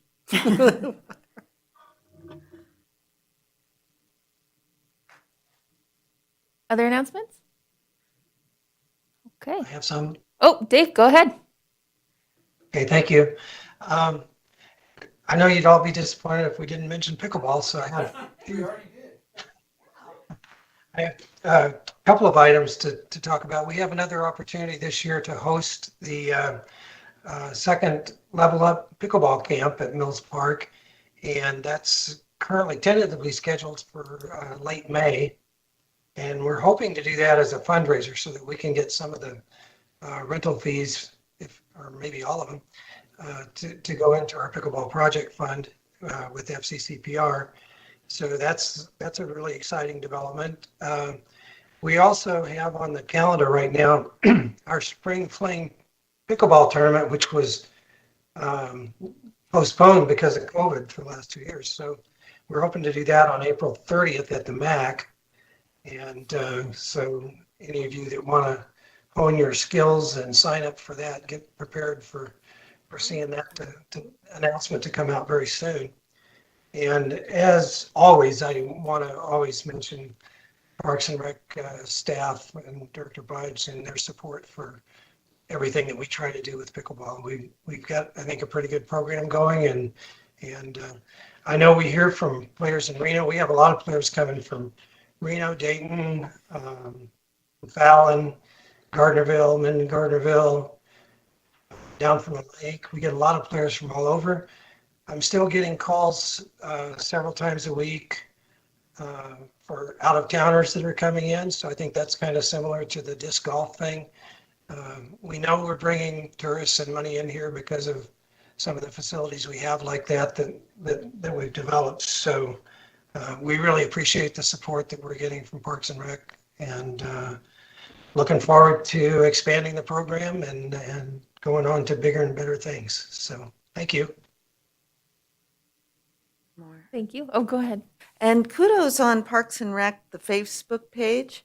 It's just great, the different posts and the ongoing wonderful activities and opportunities.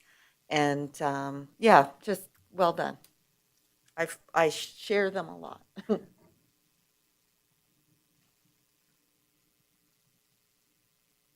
All right. Item 11A is an update from the Carson City School Board Liaison. That would be me. In case you don't know, we are searching for a new superintendent. Mr. Stokes will be retiring at the end of June.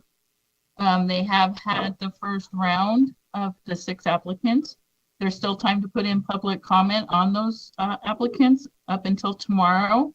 They have a special meeting tomorrow at 5:30 where they'll be going over the process of how they're going to hire, whittle it down to 2. And after they whittle it down to 2, the final interview will be the 22nd and the 23rd of February. We had a lot of applicants, and we have 3 in district and 3 out of district. And then we also have the new school calendar for next year posted on our website. So those folks who want to know when vacations are and PD days, that's all on the website. And that concludes my report. Excellent. Can I ask a quick question? Yeah. Stacy, do you have an update on the acquisition of the church property on Snyder, if that's going to move forward? We'll be looking at that more after we get the new superintendent in place. It is still in the works. It's just not one of our top priorities now between COVID and this new search. And then we'll have other openings in district staff too that will have to be filled, but it's still on the radar.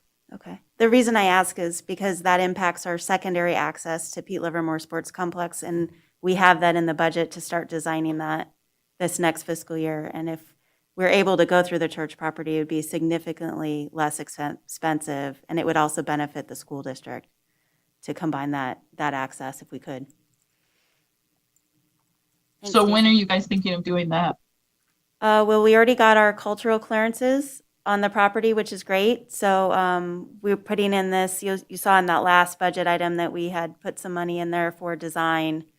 But obviously we don't want to have to redesign it and throw money at it twice. So if we need to put it off a year, we could, but I don't want to put it off too much longer because it's really a safety issue now at the park. We need a secondary access with how big tournaments get, and there's ever an emergency. It's really impacting the neighbors.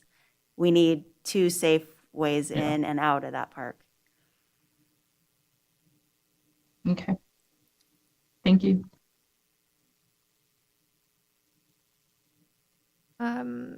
Next is the update from the foundation. Do we have that? I don't think there's anyone here from the foundation. That's a bummer. Okay, then item 12 is future agenda items. Anybody want to offer up hot takes? What you got? Kurt and I were talking, maybe in August, if things work out, we could reinstitute our park tour like we take of different facilities. We were thinking maybe we could alter the disc golf course for one, and any other new facilities that may come up or that you think would be a benefit for us to see, Jen? That would be great.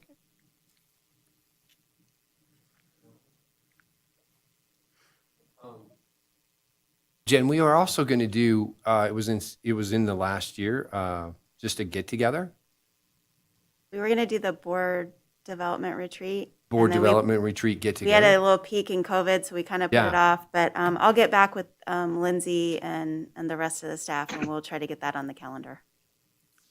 Thank you very much. Maybe we could do both. So anyway, Yeah. We'll Thank you. try to do it maybe in an off month, since we meet every other month. Maybe we'll pick. yeah, an that's a great in-between idea. month. Okay. Question. Go ahead, Dave. I see you. Thank you. Just a procedural question.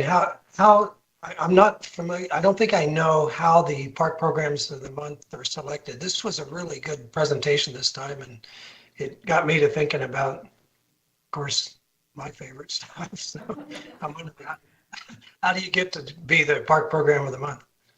Just let me know and we'll put it on the schedule. So we try to, bring ones to you that you haven't heard from in a while, or maybe new programs that you might not be aware of. We try to keep it broad so it's not all about recreation or, one part of the department. But any suggestions that you guys have, we're happy to bring that to you. I do know the junior lifeguard program is one that they've wanted to bring forward, but we could, move and adjust when that comes. Thank you.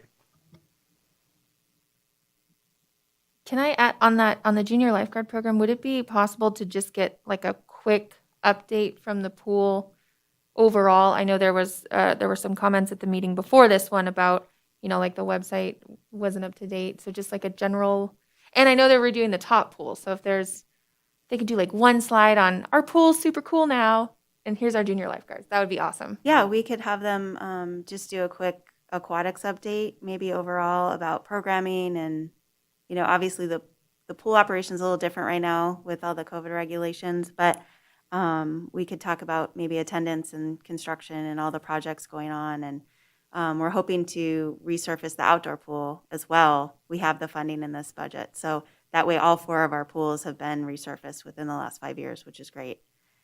And we have some other projects coming up too, but we can address the website as well. Thank you. Yeah. Anyone else? This is, we're going to move into our last item, 13, which is public comment. Do we have any public comment? I'm not sure if there's anyone on the line. Oh, right. There are no callers on the line at this time. Thank you, ethereal voice. Excellent. Item 14, who wants to adjourn? I move we adjourn. Moved and seconded. Let's get out of here. Good night, everyone.